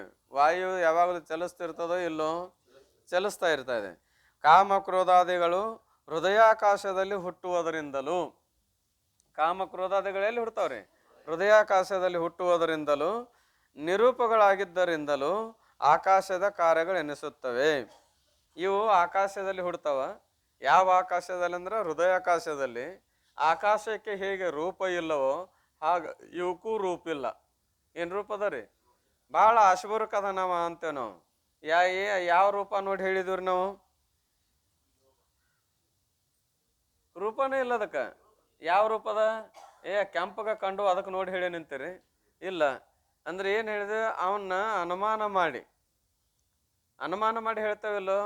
ಅವನು ಮುಖದ ಶರೀರದ ಮೇಲೆ ಕಾಣ್ತದ, ಆಸೆ ಇದ್ದದ್ದು ಇಲ್ಲದ್ದು. ಅದು ಹೆಂಗೆ ಕಾಣ್ತದ್ರಿ ಅಂದ್ರೆ ಅಕಸ್ಮಾತ್ ಯಾರಿಗಾದ್ರೂ ಮಗ್ಗಲ್ದಾಗಿದ್ದವ್ರಿಗೆ ಒಂದಿಷ್ಟು ಏನೋ ಒಂದು ಪದಾರ್ಥ ನೀಡಿದ್ರು ಅಂದ್ರೆ ಅದು ನೀಡ್ತಾ ನಮ್ಮ ಪಾಲಿಗೆ ಬರಲಿಲ್ಲ ಅಂದ್ರೆ ಉಣ್ಣುದ ಅವನು ಅದನ್ನು ತಿಂದು ಮುಗಿಸೋ ಮಟ ಹಂಗೆ ಹೊಳ್ಳಿ ನೋಡ್ತಿರ್ತಾನೆ ಇವ. ತನ್ನ ತಾಟ್ನಾಗ ಉಳ್ದದ್ದು ಏನೈತೆ ಅಷ್ಟು ಇವನ್ ತಾಟ್ನಾಗ ಐತಿ, ಫಕ್ತ ಏನು ಕಡಿಮೆ ಆಗಿದ್ದು ಬಂದಿದ್ದಿಲ್ಲ ಅದು ಐತಿ. ಆ ಮಗ್ಗಲ್ದಾವ ಅದನ್ನು ತಿನ್ನೋ ಮಟನು ಏನು ಮಾಡ್ತಾನ್ರವ? ಒಂದು ಅಳತೆ ಹಂಗೆ ಹೊಳ್ಳಿ ನೋಡೋದು, ಮಿತ್ತೈತೆ ಅನ್ನೋದು, ಹೊಳ್ಳಿ ನೋಡೋದು ತಿನ್ನು. ಇನ್ನು ಉಳ್ದವ್ರು ನೋಡ್ತಿರ್ತ ಹಿಂಗೆ ಹೊಳ್ಳಿ ನೋಡ್ತಾನವ. ಮತ್ತೊಬ್ಬ ಹೇಳ್ತಾನ ಅದೇನೈತಲ್ಲ ಅದನ್ನ ಅದ್ರ ಸಲಗ ಹಂಗೆ ಮಾಡ್ತಾನ, ಆಸ್ಪಿರ್ಕದನವ ಅಂತ ಕಂಡಿಡ್ತೀವಲ್ಲ. ಇದರಂತೆ ಎಲ್ಲ ಇವು ರೂಪದನು. ಕ್ರೋಧವನ್ನು ಕಂಡುಹಿಡ್ತೀವಿ. ಕ್ರೋಧ ಎಂಥದದವ್ರಿ? ಏನು ದುಂಡ್ಗದೋ, ಏನು ಚೌಕದೋ, ಏನು ಉದ್ದದನೋ, ಏನು ತ್ರಿಕೋನದನೋ, ಏನು ವರ್ತುಲಾಕಾರ ಅದನೋ ಹೆಂಗದ, ಅಥವಾ ಯಾವ ರೂಪದ ಇಲ್ಲ, ಅವನ ಮಖದ ವಿಕಾರದ ಮೇಲಿಂದ ಕಂಡಿಡ್ತೇವೆ. ತಡಬಡಿಗೆ ಅವನು ಯಾಕೆ ಕಣ್ಣು ಕೆಂಪಗಾಗವು ತಡೋಕೆ ಹೋಗ್ಬೇಡ ಅಂತಾರೆ, ಒಂಥರ ವಿಕರಾಳ ಇರ್ತಾ ಇದ್ದಾನೆ. ಆಮೇಲೆ ಏನಪ್ಪ ಅಂದ್ರೆ ಲೋಭ ಅದು ಕೂಡ ಕಂಡು ಹಿಡಿತೇವೆ. ಯಾವ್ದಾದ್ರು ಒಂದು ಪದಾರ್ಥವನ್ನು ಇನ್ನೂ ಬೇಕು ಅನ್ನೋ ದೃಷ್ಟಿಯಿಂದ ಇದನ್ನ ಮಾಡ್ತಲ್ಲ, ಕೆಟ್ಟ ಲೋಭಿ ಐತಿ ಅದನ್ನೇನು ಮಾಡ್ತೀರಿ ಅಂತ ಬೈತಿರ್ತೀವಿ. ಹಾ, ದೌಡ್ ಕೊಡಂಗಿಲ್ಲ ಅಲ್ರಿ, ಒಟ್ಟು ಅದು ಬೇಕನ್ನೋ ಬರೇ ಏನ್ರಿ ಲೋಭಿ. ಆಮೇಲೇನು ಲೋಭ, ಮೋಹ ಇದ್ದದ್ದು ಗೊತ್ತಾಗ್ತದೆ, ಮರ ಕೆಟ್ಟ ಮೋಹಿ ಅದು ಅಂತ ತಿಳ್ಕೊಂಡು. ಆಮೇಲೆ ಭಯ, ಕಾಮ, ಕ್ರೋಧ, ಲೋಭ, ಮೋಹ, ಭಯ. ಅಲ್ಲಿ ಹೇಳಿದಾಗೆ ಇಲ್ಲೇನು ಹೇಳಿದಾರಪ್ಪ ಅಂತ ಕೇಳ್ರೆ, ಇಲ್ಲಿ ಮದ ಅದ, ಇಲ್ಲೇನದ ಮದ. ಸೊಕ್ಕಿದ್ದದ್ದು ಗೊತ್ತಾಕತ್ತಲ್ಲೋ, ಗೊತ್ತಾಕತ್ತೆ. ಎದ್ರ ಮೇಲಿಂದ ಗೊತ್ತಾಗಂದ್ರೆ ಮಾತಿನ ಮೇಲಿಂದ, ನಡಗಿ ಮೇಲಿಂದ, ನೋಡುದ್ರ ಮೇಲಿಂದ, ಹೇಳುದು ಕುಂದ್ರದ ಮೇಲಿಂದ ಏನಾಗತ್ತೆ, ಎಷ್ಟು ಸೊಕ್ಕ ಬಂದತ್ ಗೊತ್ತದೇನೋ ಅವನಿಗೆ. ನಾಯಕ್ ತೆಳಕ್ ಕುಂತೇನಂತಾನ, ಅಂದ್ರೆ ಏನು ಅರ್ಥ ಮಾಡ್ತೇವೆ, ಸೊಕ್ಕದ ಅಂತೇವಿ. ಮಾತು ಹೆಂಗೆ ಬರ್ತಾವ ನೋಡಿ ನೀಗ, ಮೊದಲು ಹೆಂಗೆ ಮಾತಾಡ್ತಿದ್ದ, ಈಗ ಹೆಂಗೆ ಮಾತಾಡ್ತಾನ ನೋಡಿ. ಏನು ಅಂದ್ರೆ ಮಾತಿನ ಮೇಲೆ ಸೊಕ್ಕ ಗೊತ್ತಾಗತ್ತೆ. ಆಮೇಲೆ ಏನಪ್ಪ ಅಂದ್ರೆ ನಡೆಯುವಾಗ ಮೊದಲೇನೋ ಒಂದಿರತ್ತೆ, ನಡಿಗಿನೇ ಬೇರೆ ಇರ್ತತೆ. ಇವತ್ತು ಏನಾರ ಸೇರಿದ್ದು ಅಂದ್ರೆ ಆ ನಡಿಗಿನ ಬೇರೆ ಇರ್ತದೆ. ಏನಿಲ್ರಿ, ಎಂಟ್ರಾಗ ಯಾವಾರ ಒಂದು ಸೇರಿದ್ದು ಅಂದ್ರೆ ಆ ನಡಿಗಿನ ಬೇರೆ ಇರ್ತದ, ಅದ್ರ ದಿಟಾವ ಬೇರೆ ಇರ್ತಾ ಇದೆ. ಈಗ ಹೆಂಗೆ ನಡೀತಾನೆ ನೋಡು, ಬಂದೋಯ್ತು ಅಂತಿರ್ತಾರ ಅಂತಾರಿಲ್ರಿ. ಅಂದ್ರೆ ಇವೆಲ್ಲ ವ್ಯವಹಾರದ ಮೇಲೆ ಕಂಡು ಹಿಡಿದೇವೋ ಏನ ನಾವು ರೂಪ ಅದ ಅವಕೊಂದು ಇಲ್ಲ. ಮತ್ತು ಆಕಾಶ ವ್ಯವಹಾರದ ಮೇಲೆ ಗುರುತಾ ಹಿಡಿದೇವೋ ಏನು ರೂಪ ಅದನು ಇರಲ್ಲ. ಎಡೆಯಾಗಿ, ಸುಶಿರಮಾಗಿ, ಭರಿತಮಾಗಿ ಅಂತ ಆಕಾಶದ ಲಕ್ಷಣ ಮಾಡಿದ. ಇರಾಕ್ ಅನುಕೂಲ ಕೊಟ್ಟದಂತೆ ಏನಂತ ಅಂದೇವಿ, ಆಕಾಶ ಅಂತೇವಿ. ಸುಶಿರಮಾಗಿ ಇರುವುದರಿಂದ ಆಕಾಶ ಅಂತೇವೆ. ಎಲ್ಲ ಕಡೆ ತುಂಬಿಕೊಂಡಿರುವುದರಿಂದ ಆಕಾಶ ಅಂತ ಗುರುತಿಸ್ತೇವೆ. ನೋಡೇವೇನು ಇಲ್ಲ. ಹೇಗೆ ಆಕಾಶದ ಅವಕಾಶ ಕೊಡೋದ್ರಿಂದ ಆಕಾಶ ಅಂತ ಗುರುತಿಸೇವು, ಹಾಗ ಈ ವ್ಯವಹಾರಗಳಾಗೋದ್ರ ಮೇಲಿಂದ ಏನು ಮಾಡ್ತೇವೆ ಅಂದ್ರೆ ಗುರುತಿಸ್ತೇವೆ. ಆದ್ರೆ ಅದಕ್ಕೊಂದು ರೂಪ ಇಲ್ಲ. ಕಾಮಾದಿಗಳನ್ನ ಗುರುತಿಸ್ತೇವೆ, ಇವು ಕಾಮಿ ಅದನ, ಕ್ರೋಧಿ ಅನ್ನೋದ, ಲೋಭಿ ಅದನ್ನ ಗುರುತಿಸ್ತೇವೆ. ಆದ್ರೆ ಕಂಡದನು ವ್ಯವಹಾರದ ಮೇಲಿಂದ ಗುರುತಿಸ್ತಾ ಇದ್ದೇವೆ, ಮತ್ತು ರೂಪದ ನೌಕ ರೂಪ ಇಲ್ಲ. ಆದ್ದರಿಂದ ಇವಕ್ಕೆ ಏನು ಅನ್ನಬೇಕು, ಆಕಾಶದ ತತ್ವವೇ ಅನ್ನಬೇಕು ಅಂತ ತಿಳ್ಕೊಂಡು. ಹೀಗಿರುವ 25 ತತ್ವಗಳು, ಹೀಗಿರುವ ಅಂದ್ರೆ ಆಕಾಶಾದಿ ಪಂಚಮಹಾಭೂತಗಳ ಕಠಿಣತ್ವ, ದ್ರವಾಂಶ, ಉಷ್ಣತ್ವ, ಚಲಿಸಾಡುವಿಕೆ, ಆಮೇಲೆ ಕಾಮಾದಿಗಳು ಏನು 25 ತತ್ವದವಲ್ಲ, ಇವು ಯಾರಲ್ಲ ಅಂದ್ರೆ 25 ತತ್ವಗಳು ನೀನಲ್ಲ. ಇವು ನೀನನು ಅಂದ್ರೆ ನೀ ಅಲ್ಲ. ಯಾಕೆ ನೀ ಅಲ್ಲ?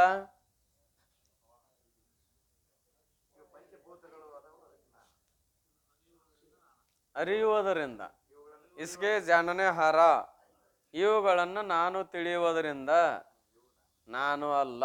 ಯಾರಂತೆ ಅಂತ ಕೇಳಿದ್ರೆ ಒಂದರಷ್ಟು ಅಂತ ಕೊಟ್ಟಾರ. ಮೂರು ಶರೀರಗಳ ಬಗ್ಗೆ ಹೇಳುವಾಗ ಏನ್ ಮಾಡ್ರಿ, ಒಂದು ದೃಷ್ಟಾಂತ ಒಂದು ಕೊಟ್ಟಾರ. ಯಾವುದು ಅಂದ್ರೆ ಘಟದ್ರಷ್ಟಾಕಿ ನ್ಯಾಯಿ ಇಷ್ಟೇ ನ್ಯಾರಹು.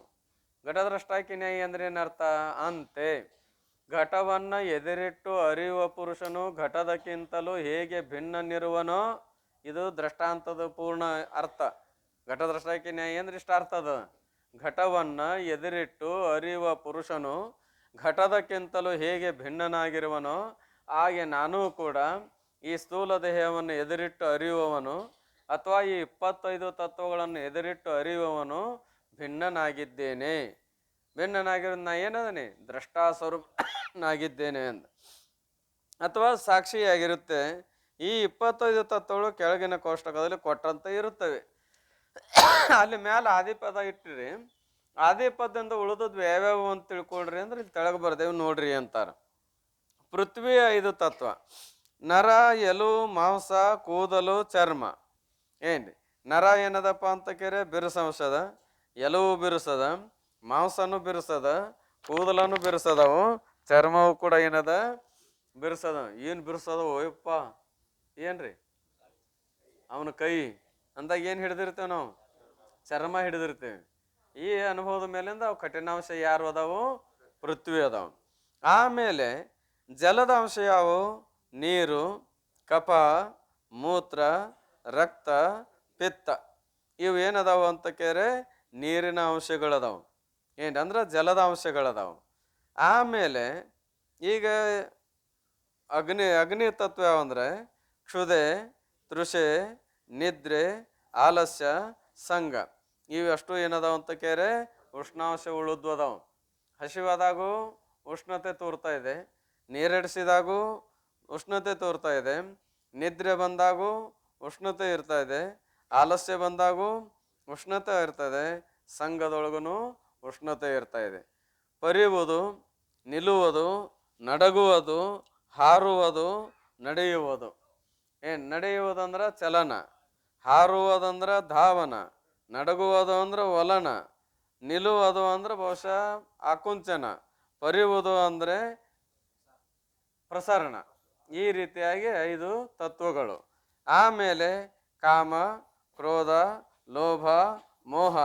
ಮದದ ಬದಲು ಅಲ್ಲಿ ಭಯ ಐತಿ, ಇಲ್ಲಿ ಏನದ ಮದ ಅದ. ಇನ್ನು ಈ ಕಾಮಾದಿ ತತ್ವಗಳು ವಿಚಾರ ಮಾಡಿದ್ರೆ ಆಕಾಶದ ತತ್ವ ಅಲ್ಲ.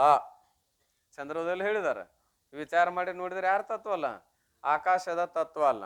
ಮತ್ತು ಆಕಾಶದ 5 ತತ್ವಗಳು ಯಾವುವು ಅಂತ ಕೇಳಿದ್ರೆ, ಆಕಾಶದ 5 ತತ್ವಗಳು ಯಾವುವು ಅಂದ್ರೆ ಅಲ್ಲಿ ಹೇಳಿದ ಹೃದಯಾಕಾಶ, ಉದರಾಕಾಶ,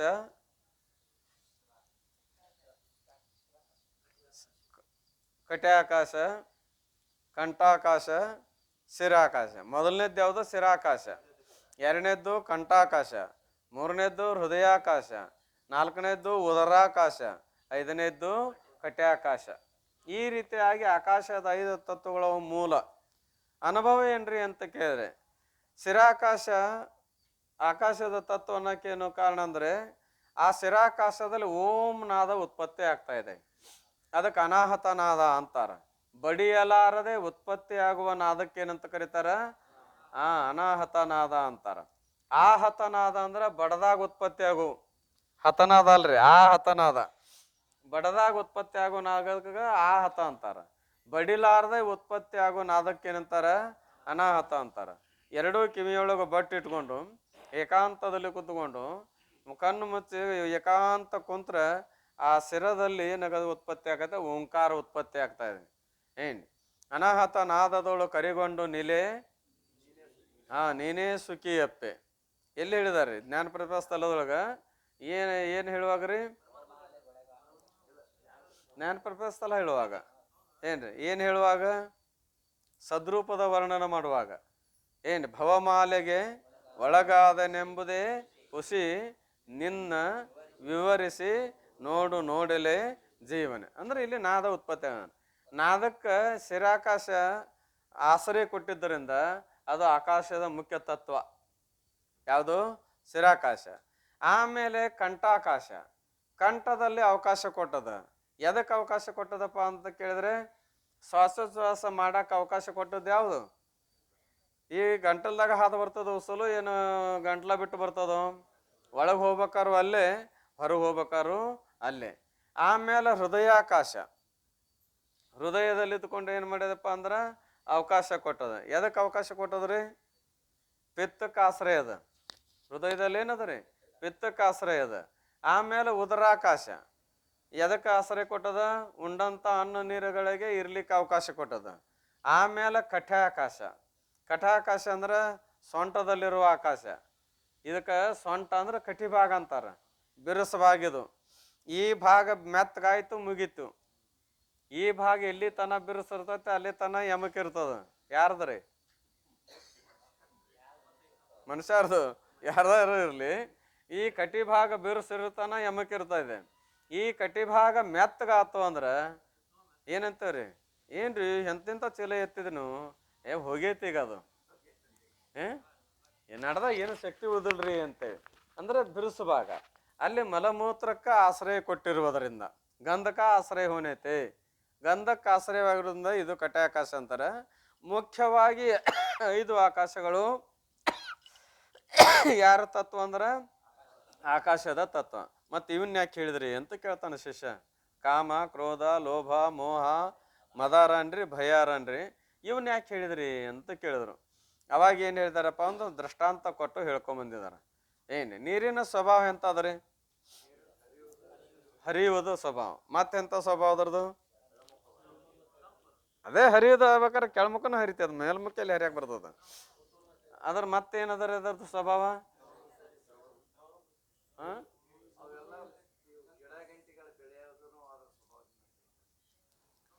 ಹರಿಯುವುದು ಅದರ ಸ್ವಭಾವ. ಆಮೇಲೆ ಅದರ ಸ್ವಭಾವ ಮತ್ತೇನದ? ತಂಪು. ನೀರಿನ ಸ್ವಭಾವ ಏನದ? ತಂಪು. ವಾಸ್ತವತಃ ನೀರು ಎಂದೂ ಕಾವಿರುವುದಿಲ್ಲ, ನೀರು ತಂಪ ಇರ್ತದೆ. ಸ್ಥಾನ ಕಾಲಿಕ ಸಂಬಂಧ ಮೂಲಕವಾಗಿ ಅವು ಈಗೇನಾಗದೆ, ನೀರು ಬೆಚ್ಚಗದವ್ರು ಹೊಳೆಯಾಗತ್ತಿರ್ತೇವಲ್ಲ, ಅದೊಂದು ವ್ಯವಹಾರದ ಮೇಲೆ. ಅದ್ರ ಮೂಲತಃ ಅದರ ಸ್ವರೂಪ ಏನದ? ತಂಪದ, ದ್ರವರೂಪದ. ಹೌದಲ್ಲ? ಈಗ ನಾವು ಆ ನೀರು ತಂಪದ, ದ್ರವರೂಪದ, ಆ ದ್ರವರೂಪವನ್ನ ನೀರಿನ ತಂಪನ್ನ ಆರೋಪ ಮಾಡ್ತೇವೆ. ಏನ್ ಮಾಡ್ತೇವ್ರಿ? ಆರೋಪ ಮಾಡ್ತೇವೆ. ಎಲ್ಲಿ ಆರೋಪ ಮಾಡ್ತೇವ್ರಿ?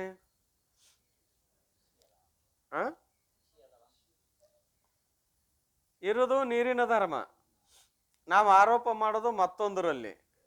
ಅಂದ್ರೆ ಅಲ್ಲಿ ಚಂದ್ರದಾಗ ಹೇಳ್ಕೊಂಡು ಬಂದ ಅನ್ನೋ ದೃಷ್ಟಿಯಿಂದ ಅಷ್ಟೇ ಮಗಮ ಕೇಳಕತ್ತಿದ್ದೇನೆ. ಏನ್ ಎಲ್ಲಿ ಆರೋಪ ಮಾಡ್ತೇವೆ?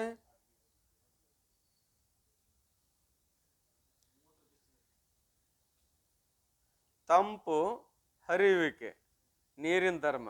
ಇದರ ಆರೋಪ ಎಲ್ಲಿ ಆಕತ್ತೀಗ? ಘಟದಲ್ಲಿ. ಇದರ ಆರೋಪ ಎಲ್ಲಿ ಆಕತಿ? ಘಟದಲ್ಲಿ. ಬೇಸಿಗೆ ದಿನದಲ್ಲಿ ನೀರು ಉಷ್ಣತೆಯ ಸಂಬಂಧ ಮೂಲಕವಾಗಿ ತಂಪಿದ್ದದ್ದು ಉಷ್ಣ ಆಗಿರ್ತದೆ. ಎಂಥ ತಂಪನ್ನು ಹಾಕೊಂಬಂದಿಂದ್ರಿ, ಈ ಬಿಸಿಲಿನ ಕಡ್ತಕ್ಕ ಈಗ ಕಾಸಿದಕ್ಕಿಂತ ಬಲ ಆಗ್ಯಾವ್ರಿ ಅಂತೆ. ತಂಪಿದ್ದದ್ದು ಬಿಸಿ ಆಗ್ಯದ, ಏನು ಬಿಸಿ ಇದ್ದದ್ದು ಬಿಸಿ ಆಯ್ತು? ತಂಪಿದ್ದದ್ದು. ಹೌದಲ್ಲ? ಹಂಗಾರೆ ನೀರಿನ ಸ್ವಭಾವ ಏನು? ತಂಪು. ಹರಿಯುವ ಸ್ವಭಾವ ಅದರದು ನೀರಿಂದು. ಬೇಸಿಗೆಯ ಸಮಯದಲ್ಲಿ ಯಾವ ಇದ್ರಾಗ ಪಾತ್ರೆ ಒಳಗೆ ಹಾಕಿಟ್ರೆ ನೀರು ತಂಪಾಕ್ಕಂತೇವೆ ನಾವು? ಗಡಿಗೆ ಒಳಗೆ, ಮಣ್ಣಿನ ಪಾತ್ರೆ ಒಳಗೆ ಹಾಕಿ ಅಂದ್ರೆ ಹರಿವಿ ರಂಜನಿಗಿಂತ ಏನು ಕರಿತೇವೆ ಅದ್ರಾಗ ಹಾಕಿಡ್ತಾ ಇದ್ದೇವೆ. ಈಗ ಗಡಿಗೆ ಒಸರುವುದಂದ್ರೆ ಹರಿಯೋದು. ನಾವು ಗಡಿಗೆ ಒಸರ್ತದ, ಚಲೋ ಐತಿ ಗಡಿಗೆ, ನೀರು ಚಲೋ ತಂಪಾಕವಂತೇವೆ, ಗಡಿಗೆ ಒಸರಿದ್ರಂತೇವೆ. ಆಮೇಲೆ ನೀರು ತಣ್ಣಗಾಗ್ಯಾವಲ್ಲಿ ನೋಡಿ ಅಂದ್ಕೊಳ್ಳಿ ಏನು ಮಾಡ್ತೇವೆ? ಗಡಿಗೆ ಮುಟ್ಟಿ ನೋಡ್ತೇವೆ. ಏನು ನೀರು ಮುಟ್ಟಿ ನೋಡ್ತೇವ್ರು? ನೀರು ತಣ್ಣಗಾಗ್ಯಾವಲ್ಲಿ ನೋಡತ್ತಮ್ಮ ಅಂದ್ಕೊಳ್ಳಿ ಏನು ಮಾಡ್ತಾನವ? ಹೋಗಿ ಗಡಿಗೆ ಮುಟ್ಟಿ ನೋಡ್ತಾನ. ಗಡಿಗೆ ಮುಟ್ಟಿ ನೋಡ್ದಾಗ ಗಡಿಗೆ ತಂಪು ಹತ್ತು ಅಂದ್ರೆ ಏನಂತಾನ? ನೀರು ತಂಪಾಗ್ಯಾವಂತಾನ. ಆಮೇಲೆ ಆ ನೀರು ಒಸರ್ತಾ ಇರ್ತದ ಕರೆ, ಆದ್ರೆ ಗಡಿಗೆ ಒಸರ್ತಾವು, ನೀರು ತಂಪಾಕ ದೌಡು ಅಂತೇವೆ. ಗಡಿಗೆ ಒಸರ್ತದನು? ಗಡಿಗೆ ತಂಪದನು? ಇಲ್ಲ. ಒಂದು ವೇಳೆ ತಂಪೇನೋ ಪ್ರಸಂಗಾನುಸಾರ ಅದ ಅಂತ ಹೇಳೋನು, ಗಡಿಗೆ ಒಸರ್ತಿತ್ತು ಅಂದ್ರೆ ಏನಾಕೈತ್ರಿ? ನಾ ಕೇಳಿದ ಪ್ರಶ್ನೆದ ಅಭಿಪ್ರಾಯ ತಿಳ್ಕೊರಿ. ಗಡಿಗಿನ ಒಂದ್ ವೇಳೆ ಒಸರು ಧರ್ಮ ಇದ್ದದ್ದಾದ್ರೆ, ಗಡಿಗೆಗೆ ಒಸರುವಿಕೆ ಇದ್ದರೆ ಏನಾಕೈತ್ರಿ ವ್ಯವಹಾರದಾಗ?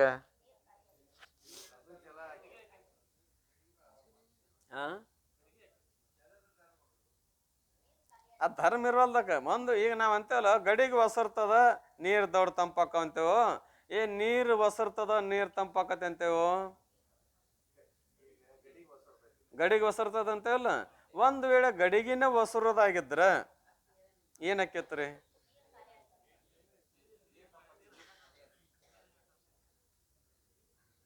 ನಾ ಏನಂತಾನೆ, ಗಡಿಗೆ ಒಸರಿದ್ರ ಗಡಿಗೆ ಒಸರಿದ್ರ ಏನಾಕಿತ್ತು? ಭಾಳ ಅನಾಹುತ ಆಕಿತ್ತು. ಏನಕ್ಕಿತ್ರಿ? ಭಾಳ ಅನಾಹುತ ಆಕಿತ್ತು. ನೀರು ತುಂಬಿಕಾರ ತಂದು ಕನಸಲಿ ಬಂದು ಅಂತೇವಲ್ಲ, ಕಟ್ಟಿರ್ತ ಅಲ್ಲಿ ಇಟ್ವಿ, ಅದು ಹೊಸರುದಾಗಿತ್ತಂದ್ರೆ ಹಗರ್ಕ ಸರ್ಕೊಂತ ತೆಳಗ್ ಬಿದ್ದು ದೊಡ್ದು ಹೊಕ್ಕಿತ್ತು. ನಾವೇನು ತಂದಿಟ್ರಿ ಏನಾಗಬೇಕಾಗಿತ್ತು? ಗಡಿಗೆ ಒಸರ್ತದನು? ಮತ್ತು ಅಂತೇವೆ ನಾವು ಗಡಿಗೆ ಒಸರ್ತದಂದ. ಹಂಗಾರೆ ನೀರಿನ ಒಸರುವಿಕೆಯ ಧರ್ಮದ ಆರೋಪ ಎಲ್ಲಿಯಾಗ್ಯದ? ಗಡಿಗೆ ಮೇಲಾಗ್ಯದ. ಒಸರುವುದು ಗಡಿಗೆಯ ಧರ್ಮ ಅಲ್ಲ. ಗಡಿಗೆ ಒಸರ್ತಿತ್ತು ಅಂದ್ರೆ ಕುಂಬಾರ ಮಾಡಿ ಹಿಡಿದು ವಜ್ಜಕ್ಕಿತ್ತು. ನಾವು ತಂದ ಮೇಲೆ ಹಿಡಿದು ಬಿಡ್ರಿ ನೀವು. ಕುಂಬಾರ ಗಡಿಗೆ ಮಾಡಿ ತಂದು ಬಾಜಾರ್ದಾಗ ಇಟ್ಟಾಗ ಒಂದಿಟ್ಟು ಏನಪ್ಪ ಅಂತ ಕೇಳಿ ಯಾವುದೋ ಒಂದು ನಿಮಿತ್ತಿಂದ ಏನಾರ ಒಂದಿಟ್ಟು ಇಲ್ಲೇ ಹೋಗಿ ಏನಾರು ತೊಗೊಂಬರ್ಕಂತ ಹೋಗೋಗ್ಬಿಡ್ದ, ಒಸರು ಕುಂತ ಹೋಗಿದ್ವು ಅಂದ್ರೆ ಏನಾಗ್ಯದ? ಬೇಡ, ಏನೋ ಮತ್ತೆ ಹೋದಗಿದ ಅಂತ ಗಟ್ಟಿಯಾಗಿ ಹಿಡ್ಕೊಂಡು ಕುಂತಿದ್ದ, ನಾವು ತಂದ್ವಿ ಅಂತ ತಿಳ್ಕೊರಿ. ಅವ್ನು ತಂದಿಟ್ಟು ಹಿಡ್ಕೊಂಡು ಕುಂದ್ರಕ್ಕಾಕಿತ್ತು ಏನ್ರಿ? ಒಸರುವುದಿಲ್ಲ ಅಂತೇವೆ ನಾವು. ಒಸರ್ತದ. ನೀರಿನ ಒಸರುವಿಕೆಯ ಧರ್ಮದ ಆರೋಪ ಎಲ್ಲಾಗ್ಯದೀಗ? ಗಡಿಗೆ ಮೇಲೆ. ಅದಕ್ಕೆ ಈಗ ಹೊಸರುವಿಕೆ ಯಾರ ಧರ್ಮ? ಗಡಿಗೆ ಧರ್ಮ. ಮುಖ್ಯ ಧರ್ಮ ಅದರದು, ಗೌಣ ಧರ್ಮ ಇದ್ರದು. ಅದಕ್ಕಾಗಿ ಗಡಿಗೆ ಒಸರ್ತದ ಅಂತ ಹೇಳ್ಬೇಕಾಗ್ಯದ. ವಾಸ್ತವತ ಗಡಿಗೆ ಒಸರುವುದಿಲ್ಲ, ನೀರಿನ ಒಸರುವಿಕೆಯ ಆರೋಪ ಇಲ್ಲಿ ಕಂಡು ಬರೋದ್ರಿಂದ ನಾವು ಗಡಿಗೆ ಒಸರ್ತದ ಅಂತೆ, ಅದಕ್ಕೆ ಗಡಿಗೆ ಧರ್ಮ ಅಂತೆ, ವಾಸ್ತವತ ಅಲ್ಲ. ಇನ್ನು ತಂಪಿರೋದು ವಾಸ್ತವತ ನೀರಿನ ಧರ್ಮದ. ಆ ನೀರನ್ನ ಧರ್ಮ ಆ ಗಡಿಗೆಯಲ್ಲಿ ಏನಾಗ್ತದ ಕಂಡು ಬರ್ತಾ ಇದೆ. ಅವಾಗ ಎಂತ ನಾವು ಗಡಿಗೆ ತಂಪಿಲ್ಲ, ಗಡಿಗೆ ತಂಪಿಲ್ಲ, ಗಡಿಗೆ ಕಾವೂ ಇಲ್ಲ. ಆ ವಸ್ತುಗಳ ಸಂಪರ್ಕ ಬಂದಾಗ ಕಾವರಾಕತ್ತೆ, ತಂಪರಾಕತ್ತೆ. ಆ ನೀರು ತಂಪಿದ್ರು ಗಡಿಗೆ ತಂಪ ಗಡಿಗೆ ಮುಟ್ಟಿ ನೀರು ತಂಪದವಂತೇನು. ಗಡಿಗೆ ಮುಟ್ಟಿ ನೀರು ತಂಪ ಅನ್ಬೇಕಾರೆ ಗಡಿಗೆ ಹೆಂಗೆ ಹತ್ತಬೇಕು? ನಮಗದು ತಂಪ ಹತ್ಬೇಕು. ತಂಪ ಅದರ ಧರ್ಮನು? ತಂಪ ಅದರ ಧರ್ಮ ಅಲ್ಲ, ಅದರ ನೀರಿನ ಧರ್ಮದ. ಹಾಗೆ ಇಲ್ಲಿ ಏನಪ್ಪಾ ಅಂತ ಕೇಳಿದ್ದಾದ್ರೆ ಇದೊಂದು ಗಡಿಗಿದು ಯಾವ್ದ್ರಿ? ಈ ಶರೀರ ರೂಪ ಗಡಿಗೆ. ಈ ಗಡಿಗ್ಯಾಗ ನೀರು ಯಾವುವು ಅಂತ ಕೇಳಿ ಅಂತಃಕರಣ ರೂಪ ನೀರು. ಏನದ್ರಿ? ಅಂತಃಕರಣ ಅಥವಾ ಕಾಮಾದಿಗಳನ್ನುವಂಥವು ನೀರು. ಅವು ವಾಸ್ತವತ ಆ ಕಾಮಾದಿಗಳ ವ್ಯವಹಾರ ಈ ಸ್ಥೂಲ ಶರೀರದ ಮೇಲೆ ಕಂಡು ಹಿಡಿತೀವಿ. ಅವನ್ನ ನೋಡೇವು ನಾವು? ನೀರ ಮುಟ್ಟಿ ನೋಡೇವನು? ಇಲ್ಲ. ಗಡಿಗೆ ಮುಟ್ಟಿ ನೋಡೇವಿ, ನೀರು ತಂಪಾಗ್ಯಾವಂತೆ. ಹಂಗೆ ಇಲ್ಲಿಯೂ ಕೂಡ ಗಡಿಗೆ ನೋಡಿ ಆ ವ್ಯವಹಾರವನ್ನು ಕಂಡು ಹಿಡಿತೇವೆ. ಯಾವ ಗಡಿಗೆ ನೋಡ್ರಿ? ಈಗಾಗಲೇ ಹೇಳಿದ್ನಲ್ಲ, ಅವ ಕೆಟ್ಟ ಲೋಭಿ ಅದಾನ, ಕೆಟ್ಟ ಕಾಮಿ ಅದಾನ, ಕೆಟ್ಟ ಕ್ರೋಧಿ ಅದಾನ. ಏನ್ರಿ? ಯಾಕಂದ್ರೆ ಆ ಗುಣಗಳಿದ್ದು ಅಂದ್ರೆ ಅಲ್ಲಿ ಕೆಟ್ಟ ಶಬ್ದನ ಬರೋದು, ಚಲೋ ಶಬ್ದ ಬರಕ್ಕೆ ಸಾಧ್ಯ ಇಲ್ಲ. ಅವ ಕೆಟ್ಟ ಮೋಹಿ ಅದಾನ, ಕೆಟ್ಟ ಸೊಕ್ಕಿನವ ಅದಾನ. ಚಲೋ ಸೊಕ್ಕನೇವ ಅದಾನ್ರವ, ಯಾರು ಅನ್ಬೋದನು? ಇಲ್ಲ. ಅಂದ್ರೆ ಅಲ್ಲಿ ಏನು ಬರೋದು? ಆ ಒಕ್ಕರ ಹಿಂದೆ ಕೆಟ್ಟ ಶಬ್ದನ ಬರೋದು. ಈಗ ಕಾಮ, ಕ್ರೋಧ, ಲೋಭ, ಮೋಹ, ಮದ ಇವನು ಗುರುತಿಸುವ ಅಂತಃಕರಣ ಧರ್ಮವು. ಅಂತಃಕರಣ ಕಂಡದನ್ನು ನಮಗೆ? ಅಂತಃಕರಣ ಗೋಚರ ಆಗ್ಯದನು? ಇಲ್ಲ. ಮತ್ತು ಅದ ಅಂತರ್ಭೂತವಾದ ಗುಣಗಳ ಗೋಚರ ಆಕ್ಕವನು? ಇಲ್ಲ. ಮತ್ತು ಹೇಳ್ತಾರೆ ಅದ್ರ ಮೇಲಿಂದ. ಆ ಧರ್ಮದ ಆರೋಪ ಎಲ್ಲಿಯಾಗ್ಯದ? ಈ ಸ್ಥೂಲ ಶರೀರದ ಮೇಲೆ ಆಗ್ಯದ. ಅದಕ್ಕಾಗಿ ಅದರ ಧರ್ಮ ಅಂತ ಹೇಳಿವನ ಇವನ್ನ ಸ್ಥೂಲ ಶರೀರದ ಧರ್ಮ ಅಥವಾ ಆಕಾಶದ ತತ್ವಗಳದವು ಸ್ಥೂಲ ಶರೀರ ಧರ್ಮ ಅಂತೇಳಿ. ಗೌಣವೋ ಮುಖ್ಯವೋ? ಗೌಣ. ವಾಸ್ತವತ ವಿಚಾರ ಮಾಡಿದ್ರೆ ಏನದಾವು? 5 ತತ್ವ: ಆಕಾಶ, ಶಿರಾಕಾಶ, ಕಂಠಾಕಾಶ, ಹೃದಯಾಕಾಶ, ಉದರಾಕಾಶ, ಆಮೇಲೆ ಕಟ್ಯಾಕಾಶ ಅಂತ ತಿಳ್ಕೊಂಡು ಅವು ಮುಖ್ಯ. ಮತ್ತು ಹೇಳ್ತೀರಲ್ಲ, ಮತ್ತು ಇವನ್ನ ಯಾಕೆ ಹೇಳ್ತೀರಿ ಅಂದ್ರೆ ಆರೋಪಿತವಾಗಿ ಗೌಣ ಧರ್ಮದವಪ್ಪ ಹೆಚ್ಚು ಅನುಭವಕ್ಕೆ ಇವು ಬರ್ತಾವೆ. ಆ 5 ಆಕಾಶಗಳು ಅನುಭವಕ್ಕೆ ಯಾರಿಗೆ ಬರುವುದಿಲ್ಲ ವಿಶೇಷ. ಏನು ಅದರ ಸಲುವಾಗಿ ಇದು ಸ್ಥೂಲ ದೇಹದ ಧರ್ಮ ಅಂತ ಹೇಳಿವೆ ಅಂತ ಈ ರೀತಿಯಾಗಿ ಹೇಳಿ ಪಂಚಭೂತಗಳ ಪಂಚೀಕರಣದಿಂದ ಇದು ಮುಟ್ರಿ ಕೆಟ್ಟೇನಂತಿದ್ದು ಏನ್ರಿ? ಪಂಚಭೂತಗಳ ಪಂಚೀಕರಣದಿಂದ ಆದ 25 ತತ್ವಾತ್ಮಕ ಸ್ಥೂಲ ಶರೀರವು 6 ವಿಕಾರಗಳುಳ್ಳದ್ದೆಂದು ಹೇಳುತ್ತಾರೆ. ಮತ್ತಿದೇನದಪ್ಪ ಅಂದ್ರೆ 6 ತೆರನಾದ ವಿಕಾರಗಳದಾವು. ಒಂದಿಟ್ಟು ಓದಿ ಬಿಡ್ತೇನ್ರಿ. ಪಂಚೀಕರಿಸಿದ ಭೂತದೋಳ್ ಆದ ಅಂದ್ರೆ ಪಂಚೀಕರಿಸಿದ ಭೂತ, ಪಂಚೀಕರಣ ಆಗಲ್ಪಟ್ಟಂಥ ಭೂತ, ಪರಸ್ಪರ ಮಿಲಾಪವಾದಂಥ ಭೂತ ಆದ ಮುಂಚಿನ ಅಜಾಂಡ ಭುವನದೋಳ್. ಮುಂಚಿನ ಅಂದ್ರೆ ಮೊದಲು ಹೇಳಿದ್ರಲ್ಲ, ಈ ಇದರಿಂದ ಏನು ತಯಾರಾಯ್ತು? ಭುವನ ಬ್ರಹ್ಮಾಂಡಗಳು ತಯಾರಾದವು ಅಂತ ಹೇಳಿದರು. ಆಮೇಲೆ ಆ ಭುವನದೋಳ್ ಆದ, ಆ ಭುವನದಲ್ಲಿ ಆದಂಥ ಅನ್ನದ ವಿಕೃತಿ ಎನಿಸುವ ಈ ದೇಹ.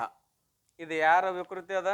ಅನ್ನದ ವಿಕೃತಿ ಎನಿಸುವ ಈ ದೇಹ ಉನ್ನಿಸಿ ಭಾವ ವಿಕಾರ ಸಮೂಹ. ವಿಚಾರ ಮಾಡಿ ನೋಡಿದ್ರೆ ಇದೇನದಪ್ಪ ಅಂದ್ರೆ 6 ವಿಕಾರಗಳಿಂದ ಕೂಡಿಕೊಂಡದ್ದು. ಯಾವುದು? ಈ ಸ್ಥೂಲ ಶರೀರ. ಪೊಟ್ಟೆಯೊಳು ಉಂಟು ಎಂಬ ಅಸ್ಥಿತೆ ಒಂದು. ಮೊದಲನೇ ವಿಕಾರ ಇದು. ಪೊಟ್ಟೆಯೊಳು ಉಂಟು ಎಂಬ ಒಂದು ಅಸ್ಥಿತೆ. ಪೊಟ್ಟೆಯೊಳು ಉಂಟಂದ್ರೆ ತಾಯಿ ಗರ್ಭದೊಳಗಿದ್ದಾಗ, ತಾಯಿ ಗರ್ಭದೊಳಗಿದ್ದಾಗ ಅದನ್ನ ಇಲ್ಲ ಅಸ್ಥಿತೆ ಮೊದಲು ತೊಗೊಂಡು ಅಂದ್ರೆ ತಾಯಿ ಗರ್ಭದಲ್ಲಿ.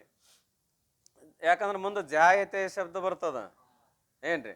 ಒಮ್ಮೆ ಕೆಲವರು ಜಾಯತೆ ಅಸ್ಥಿತೆ ಹಿಂಗೂ ಹೇಳ್ತಾರ, ಎರಡೂ ಸರಿ. ಅಸ್ಥಿತೆ ಜಾಯತೆ ಅಂತ ಹೇಳಿದ್ರು ಸರಿ, ಜಾಯತೆ ಅಸ್ಥಿತೆ ಅಂತ ಹೇಳಿದ್ರು ಸರಿ.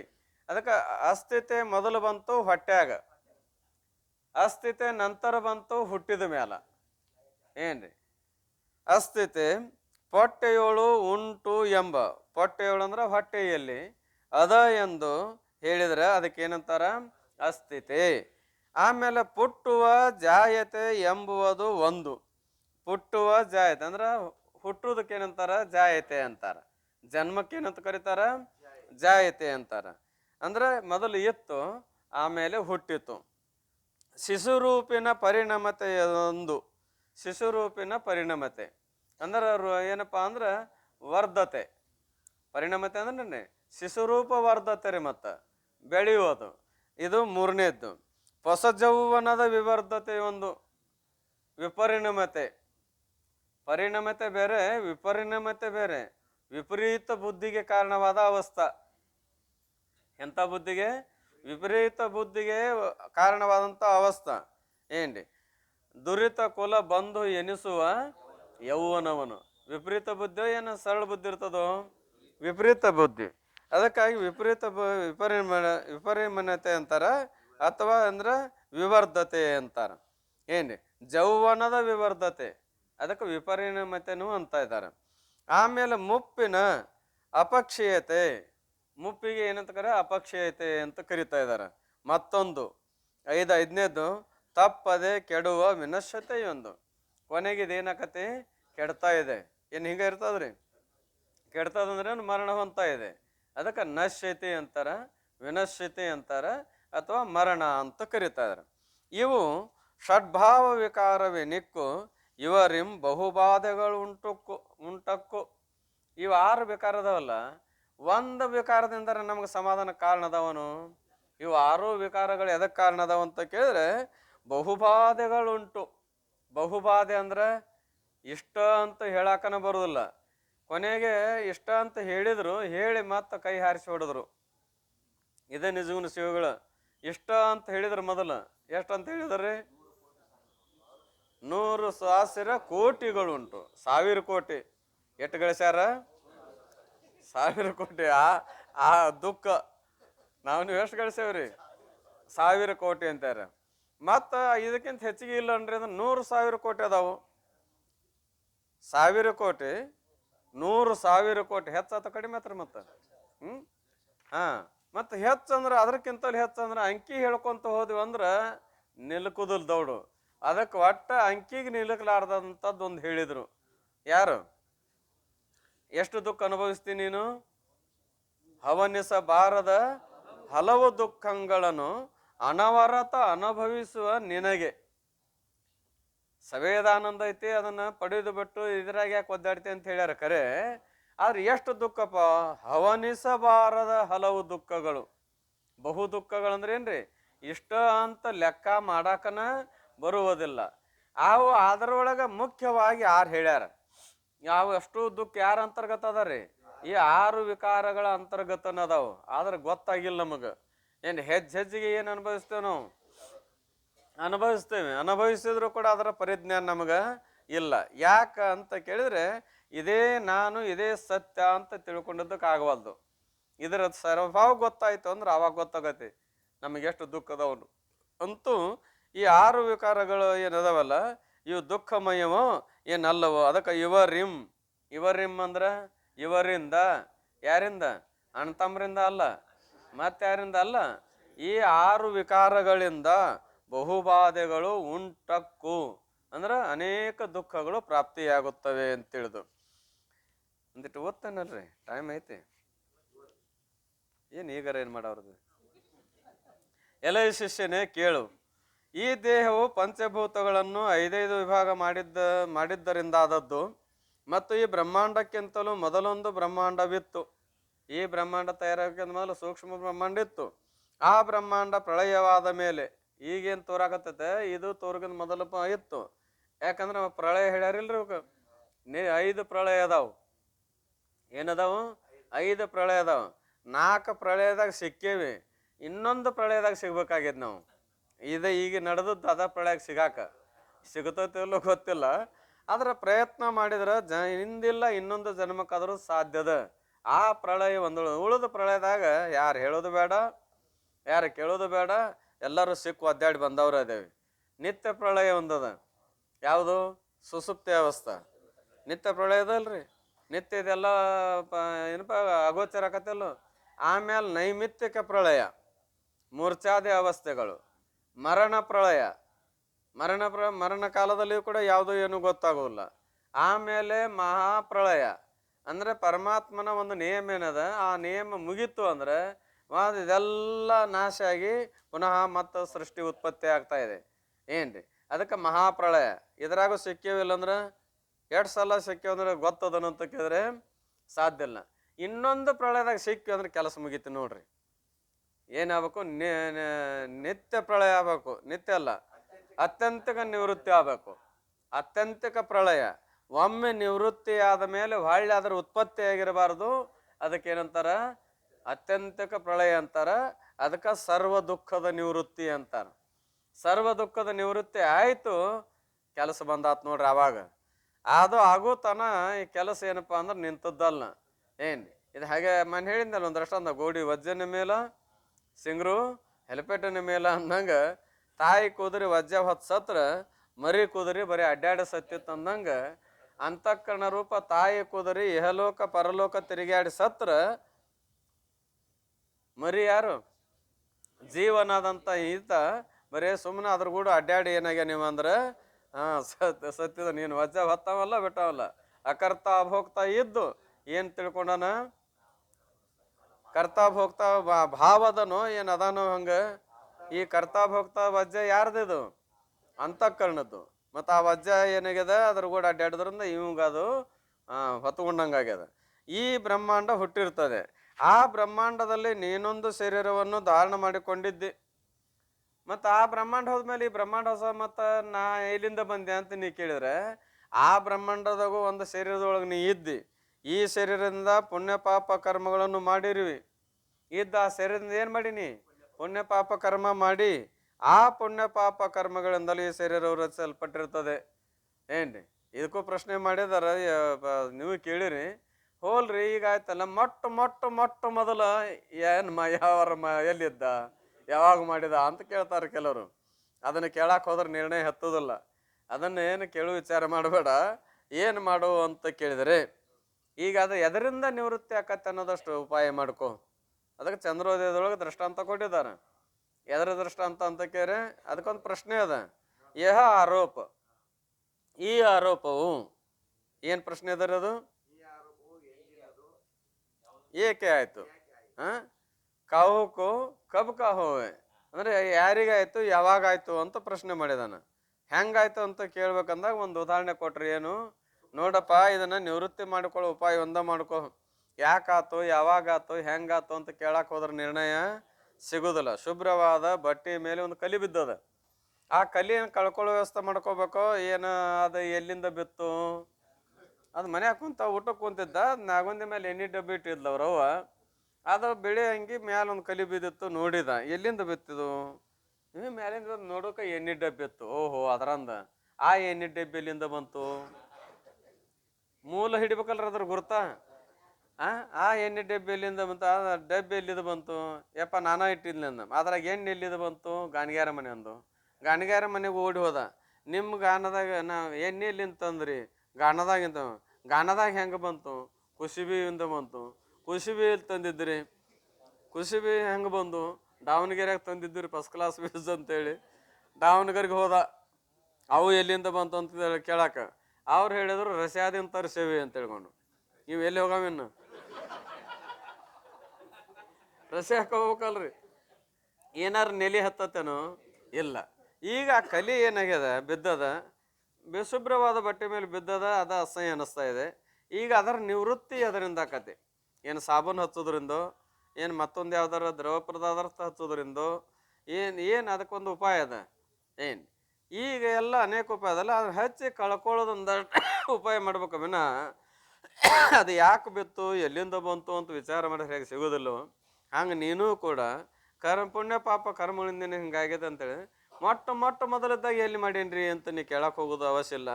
ಈಗ ಬಂದದ ದುಃಖ ಕಳ್ಕೊಳ್ಳೋ ವ್ಯವಸ್ಥೆ ಅಷ್ಟೇ ಮಾಡ್ಕೋ ಅಂತ ತಿಳ್ಕೊಂಡು.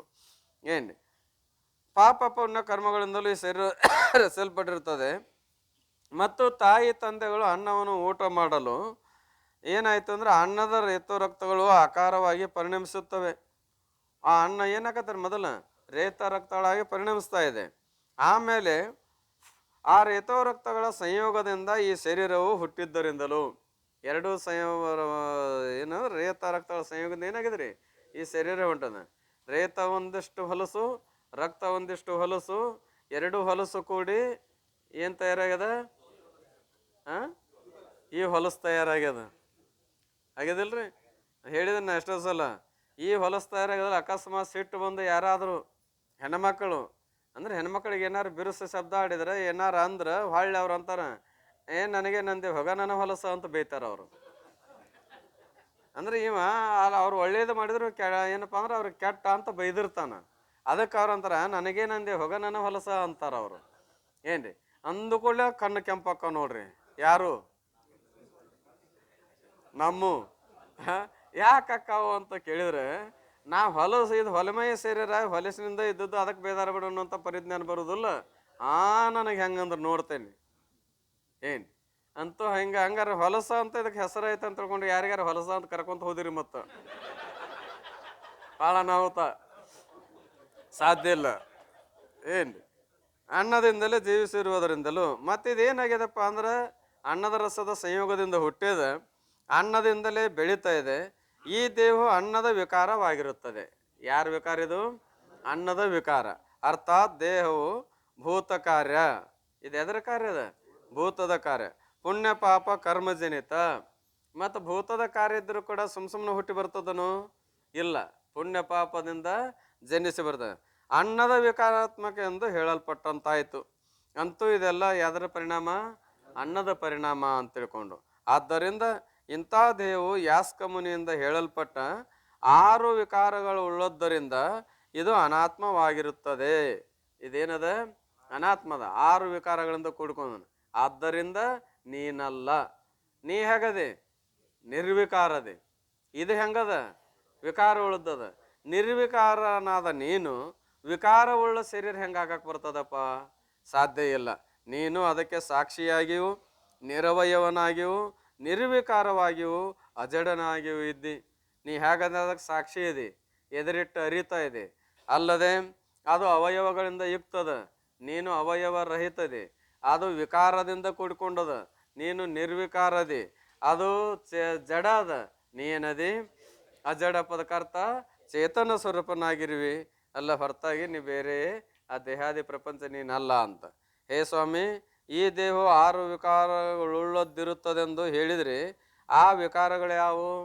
ಬರೀ ಹೆಂಗ ಹೇಳಿದ್ರೆ ಹೆಂಗೆ ಗೊತ್ತಾಗೋದ್ರಿ? ಹೆಸರೇನು ಅಂತ ಕೇಳ್ದಾನ. ಈ ದೇಹ ಹುಟ್ಟುವುದಕ್ಕಿಂತ ಮುಂಚೆ ತಾಯಿ ಹೊಟ್ಟೆಯಲ್ಲಿರುವುದರಿಂದ ಅಸ್ಥಿತೆ, ತಾಯಿಯ ಗರ್ಭದಿಂದ ಹುಟ್ಟುವುದರಿಂದ ಜಾಯತೆ ಎಂದು, ಬಾಲ್ಯಾವಸ್ಥೆಯನ್ನು ಪಡೆಯುವುದರಿಂದ ಪರಿಣಮತೆ ಎಂದು, ದೊಡ್ಡದಾಗಿ ಅಂದರೆ ಯೌವನಾವಸ್ಥೆಯನ್ನು ಹೊಂದುವುದರಿಂದ ವಿವರ್ಧತೆ ಎಂದು. ವಿಪರಿಣಮತೆ ಅಂತಾರ, ವಿವರ್ಧತೆ ಅಂದ್ರೆ ವಿಶೇಷವಾಗಿ ಬೆಳೆದದ. ಬೆಳೆಯುವುದು ಬೇರೆ, ವಿಶೇಷವಾಗಿ ಬೆಳೆಯುವುದು ಬೇರೆ. ಬೆಳೆಯುವುದೇನಪ್ಪ ಅಂದ್ರೆ 2-3 ಅಂದ್ರೆ ಸಣ್ಣ ಕೂಸಿನಿಂದ ಹಿಡ್ಕೊಂಡು ಹೆಚ್ಚು ಕಡಿಮೆ 10-14 ವರ್ಷ ತಾನೇನು ಏನು ಬೆಳೀತದ, ಇದು ಬೆಳೆಯುವಿಕೆ. ಇದು ಹುಡುಗ ಹಂಗೆ ಈಗ ಕಣ್ಣು ಕೆತ್ತು ನೋಡಂತಿರ್ತಾರೆ. ಲೋಕದೊಳಗೆ ಅಂತಾರೆ ಹುಡುಗ ಈಗ ಹಂಗೆ ಕಣ್ಣು ಕಿತ್ತು ನೋಡಂದ್ರೆ ಯಾರು ಅಂದ್ರೆ ಅರ್ಥ ಏನ್ರಿ? ಈಗ ಒಟ್ಟು ಬೆಳೆದ್ ನೋಡ್ರಿ ಇಷ್ಟ ಇತ್ತು ಈಗ ಎಂತ ಒಂದು ಈಗ ಒಟ್ಟು ನೋಡುವಂಗಾಗ್ಯ ನೋಡುವಂತೇವಿ. ಇದು ಬೆಳೆಯುವಿಕೆ. ಮುಂದೇನಾಯ್ತು ಅಂತ ಕೇಳಿದ್ರೆ ಯೌವನ ಬರ್ತದಲ್ಲ, ಅದು ವಿವರ್ಧತೆ. ಏನು ಆಮೇಲೆ ಏನಪ್ಪ ಅಂತ ಕೇಳಿದ್ದಾದ್ರೆ ಅಪಕ್ಷತೆ ಎಂದು, ಅದಕ್ಕೆ ಏನಂತ ಕರೀತಾರೆ? ವಿವರ್ಧತೆ ಎಂದು. ವಾರ್ಧಕ್ಯದಲ್ಲಿ ದೇಹವು, ವಾರ್ಧಕ್ಯ ಅಂದ್ರೆ ಮುಪ್ಪಿನಲ್ಲಿ, ದೇಹವು ಕ್ಷೀಣವಾಗುವುದರಿಂದ. ಏನು ಮತ್ತೆ ಯಾಕೋ ಭಾಳ ಸೊರಗಿ ಅಲ್ಲ ಅಂದ್ರೆ ಏನಂತಾನು? ನನಗೇನು ತೊಡೆ ವಯಸ್ಸಾಗ್ಯವನಪ್ಪ ಈಗ, ಮತ್ತು ಸೊರಗೋದು ಏನು ಮಾಡಿತ್ತು ಅಂತಾನಿಲ್ರಿ. ಅಂದ್ರೆ ಸೊರಗ್ತಾ ಇದೆ. ಅವಶ್ಯವಾಗಿ ಮರಣವಾಗುವುದರಿಂದ. ಒಂದು ಸಲ ಏನು ಅವಶ್ಯ ಮರಣ ಆಗತ್ತದೇನಿಲ್ಲೋ? ಹುಟ್ಟು ಆಕಸ್ಮಿಕ, ಮರಣ ನಿಶ್ಚಿತ. ಎಷ್ಟು ಪ್ರಯತ್ನ ಮಾಡಿದ್ರು ಸಾಯಬಾರದು ಅಂತ ತಿಳ್ಕೊಂಡು ಏನೆಲ್ಲ ಮಾಡಿದ್ರು ಏನಾಗೋದು? ಸಾಯಬಾರದು ಅಂತ ತಿಳ್ಕೊಂಡಿದ್ರು ರಕ್ಷಣೆ ಮಾಡ್ತಾನಲ್ಲ, ಯಾರು ಮಾಡ್ತಾರು? ಇದಕ್ಕೇನಂತಾರೆ? ಸಾಯುವುದಂತೂ ಖಾತ್ರಿ. ಸಾಯುವುದ ಖಾತ್ರಿ ಇದ್ರೂ ಕೂಡ ಸಾಯಬಾರದು ಅಂತ ತಿಳ್ಕೊಂಡು ಇದಕ್ಕೆ ಅದೇ ಜೋಪಾನ ಮಾಡ್ತಾನಲ್ಲ, ಏನೆಲ್ಲ ವ್ಯವಸ್ಥೆ ಮಾಡಿ. ಯಾಕೆ ಮಾಡ್ತಾನ? ಸಾಯುವುದು ಗೊತ್ತಿದ್ರು ಮಾಡ್ತಾನಲ್ಲ, ಅದಕ್ಕೇನಂತಾರೆ? ಅಭಿನಿವೇಶ ಕ್ಲೇಶ ಅಂತಾರ. ಏನಂತಾರೆ? ಅಭಿನಿವೇಶ ಕ್ಲೇಶ. ಮುಂಜಾನೆ ಆಯ್ತು, 5 ಕ್ಲೇಶಗಳಲ್ಲಿ ಇದೊಂದು. ಸಾಯುತ್ತೇನೆಂಬುದು ಗೊತ್ತಿದ್ರು ಸಾಯಲಾರ್ದಂಗೆ ಇರ್ಬೇಕಂತ ಪ್ರಯತ್ನ ಮಾಡೋದಕ್ಕೆ ಏನಂತಾರ? ಅಭಿನಿವೇಶ ಕ್ಲೇಶ. ಅದಕ್ಕೆ ನಮ್ಮ ಗಂಗಾಧರಪ್ಪಳು ಅಂತಿದ್ರು, ಉಳಿದ ಅಸ್ಮಿತಾ ಮೊದಲು ಮಾಡ್ಕೊಂಡು ಇವೆಲ್ಲ ಕ್ಲೇಶ ಕಿತ್ತು ಹಾಕ್ಬೋದು, ಕರೆ ಇದನ್ನು ಕಿತ್ತು ಹಾಕೋದು ಕಷ್ಟ ಅಂತ. ಯಾಕಂದ್ರೆ ಮರಣಕತ್ತೆ ಅನ್ನೋದು ಗೊತ್ತಾದ ಕೂಡಲೇ ಆಗಲಾರ್ದಂಗೆ ಇರಕ್ಕೆ ಪ್ರಯತ್ನ ಮಾಡ್ತಾನೆ. ಏನು ಮಾಡೋದಲ್ರಿ, ಇದು ಎಂತೆಂಥವ್ರನ್ನ ಬಿಟ್ಟಿಲ್ಲ ಅಂತಿದ್ರು. ಎಂತೆಂಥವ್ರನ್ನಂದ್ರೆ ಗೊತ್ತಾಗದು ನಿಮಗೆ. ಏನು ವಿನಶ್ಯತಿ ಎಂದು. ಹೀಗೆ 6 ವಿಕಾರಗಳು ಶರೀರಕ್ಕೆ ಇರುತ್ತವೆ. ಈ 6 ವಿಕಾರಾವಸ್ಥೆಗಳಲ್ಲಿ ಅನೇಕ ದುಃಖಗಳು ಬರುತ್ತವೆ. ಈ ಮಧ್ಯದಲ್ಲಿ ದುಃಖಗಳು 1 2 ರೀ. ಆದಿಯಲ್ಲಿ ದುಃಖ, ಅಂತ್ಯದಲ್ಲಿಯೂ ದುಃಖ. ಇಚ್ಚಿದಂಡಾಗ ಇತ್ತಪ್ಪ ಭಾಳ ಗದಲ, ಅಚ್ಚಿದಂಡಾಗ ಇತ್ತಪ್ಪ ಭಾಳ ಹುದಲ. ಹೌದಲ್ರಿ? ಇಚ್ಚಿದಂಡಾಗತ್ತ ಐತಪ್ಪ ಭಾಳ ಗದ್ಲ, ಅಚ್ಚ ಕಡೆ ದಂಡ್ಯಾಗ ಭಾಳ ಹುದಲ. Easy easy ದಣಕೊಂಡೆ. ಯಾಕ? ಅಲ್ಲ, ಮತ್ತು ಆದಿಯಲ್ಲಿನೂ ದುಃಖನದ, ಅಂತ್ಯದಲ್ಲಿಯೂ ದುಃಖನದ. ಈ ದುಃಖದ ಮಡುವಿನೊಳಗೆ ನಡುವೆ ಈಸಾಡುವಾಗ ಸುಖದಿಂದ ಇರ್ತೇನೆಂದ್ರೆ ಸಾಧ್ಯದನು? ಸಾಧ್ಯವಿಲ್ಲ. ಆದಿಯಲ್ಲಿ ಅಂದ್ರೆ ಜನನ ಕಾಲದಲ್ಲಿ ಈಚೆಗಡೆ ದಂಡ್ಯಾಗೈತಪ್ಪ ಭಾಳ ಗದ್ಲ. ಯಾಕ? ಕೂಡಿರ್ತದಲ್ಲ ಮಂದು ಸುತ್ತಲ್ಲ, ಹಿಂಗೆ ಹಿಂಗೆ ಹಿಂಗೆ ಅಂತ ತಿಳ್ಕೊಂಡು ಭಾಳ ಗದ್ಲ. ಅವಾಗೂ ಏನದ ರೀ? ಭಯಂಕರ ದುಃಖದ. ಆಮೇಲೆ ಆಚೆ ಕಡೆ ದಂಡ್ಯಾಗ ಹುದುಲ್ಲ ಅಂದ್ರೆ ಅದು ಅರ್ಥ ಏನು? ದುಃಖವೇ. ಅಂದ್ರೆ ಮರಣ ಸಮಯ. ಹುಟ್ಟುವಾಗೂ ದುಃಖ, ಸಾಯುವಾಗೂ ದುಃಖ. ಮತ್ತು ಹುಟ್ಟು ಸಾವುಗಳ ದಂಡ್ಯಾಗ ಎರಡೂ ಕಡೆ ದಂಡಿನ ಭಯಂಕರ ದುಃಖ ಅದಾವು. ನಡು ಹೊಳ್ಯಾಗ ದುಃಖ ಇರ್ಲಿಕ್ಕಿಲ್ಲನು? ನಡು ಹೊಳ್ಯಾಗಂತೂ ದಂಡ್ಯಾಗ ನೆಲೆ ಹತ್ತವಲ್ದು. ದಂಡ್ಯಾಗ ನೆಲೆ ಹತ್ತಲಿಲ್ಲ, ನಡು ಹೊಳ್ಯಾಗ ಮೊಣಕಾಲು ಮಠ ನೀರಿದ್ದು ಅಂದ್ರೆ ಒಪ್ತೀರಿ ಯಾರಾದ್ರು? ದಂಡ್ಯಾಗ ನೆಲೆ ಹತ್ತಿಲ್ಲ, ಹೋಗಿ ಮುಳುಗಿ ನೋಡಿ ಬರ್ಬೇಕಂದ್ರೆ ನಡು ಹೊಳ್ಯಾಗ ಏನೇನು ಇಲ್ರಿ, ನೀರು ಮೊಣಕಾಲು ಮಠ ಅಟ್ಟದಾವ ಅಂದ್ರೆ ಅತೀ ನೀರು ಇರ್ತಾ ಇದೆ. ಅಂದ್ರೆ ಭಯಂಕರ ತಾಪಗಳಿರ್ತಾ ಇದಾವೆ. ಅದಕ್ಕೆ ಅವ್ರಂತಾರ, ಇವೆಲ್ಲ ಸಮಯದಲ್ಲಿ ಏನದಪ್ಪ ಅಂದ್ರೆ ಅನೇಕ ದುಃಖಗಳಿರ್ತವೆ. ಇವುಗಳೆಲ್ಲಕ್ಕೂ ಈ 6 ವಿಕಾರಗಳೇ ಕಾರಣಗಳಾಗಿರುತ್ತವೆ. ಇಷ್ಟು ದುಃಖ ಅನುಭವಿಸಕ್ಕೆ ನಿನ್ನ ಕಾರಣ ಏನು? ಈ 6 ವಿಕಾರ. ಈ 6 ವಿಕಾರಗಳಿಂದ ಯುಕ್ತವಾದ ಈ ದೇಹ, ಈ ದೇಹದ ಅಭಿಮಾನ ಮಾಡುವುದರಿಂದ ಇಷ್ಟು ದುಃಖ ಅಲ್ಲ ಹೊರತಾಗಿ, ಎಂದ ದೇಹದ ಅಭಿಮಾನ ಹರಿತದ ಅಂದೇ ಏನಪ್ಪ ಅಂದ್ರೆ ಈ ದುಃಖದ ಭಾವ ನಿವೃತ್ತಿ ಆಗ್ತದೆ. ಅದಕ್ಕೇನಂದ್ರು ಅಂದ್ರೆ ಕೆಡುವ ಶರೀರದ ಅಲ್ಲ, ಪಡೆವೆ ನೀನೆಂದಿಗೆ ಪರಮುಕ್ತಿ ಸುಖವನು. ಸಾಕಲ್ಲ. ಶರೀರದ ಪರಿಮಿತಿಯನ್ನು ನಾಭಿಸ್ಥಾನದಲ್ಲಿರುವ ನಾಡಿಯ ಗಡ್ಡಿಯನ್ನು ಜೀವಾತ್ಮನಿರುವ ಮನೆಯನ್ನು ಹೇಳುತ್ತಾರೆ. ಇನ್ನು ಜೀವ ಎಲ್ಲೆಲ್ಲಿ ವಸಿಕೊಂಡಿರ್ತಾನ, ಜೀವನ ಶರೀರದ ಅಳತೆ ಅಟ್ಟದನ್ನು ಹೇಳ್ತಾರೆ.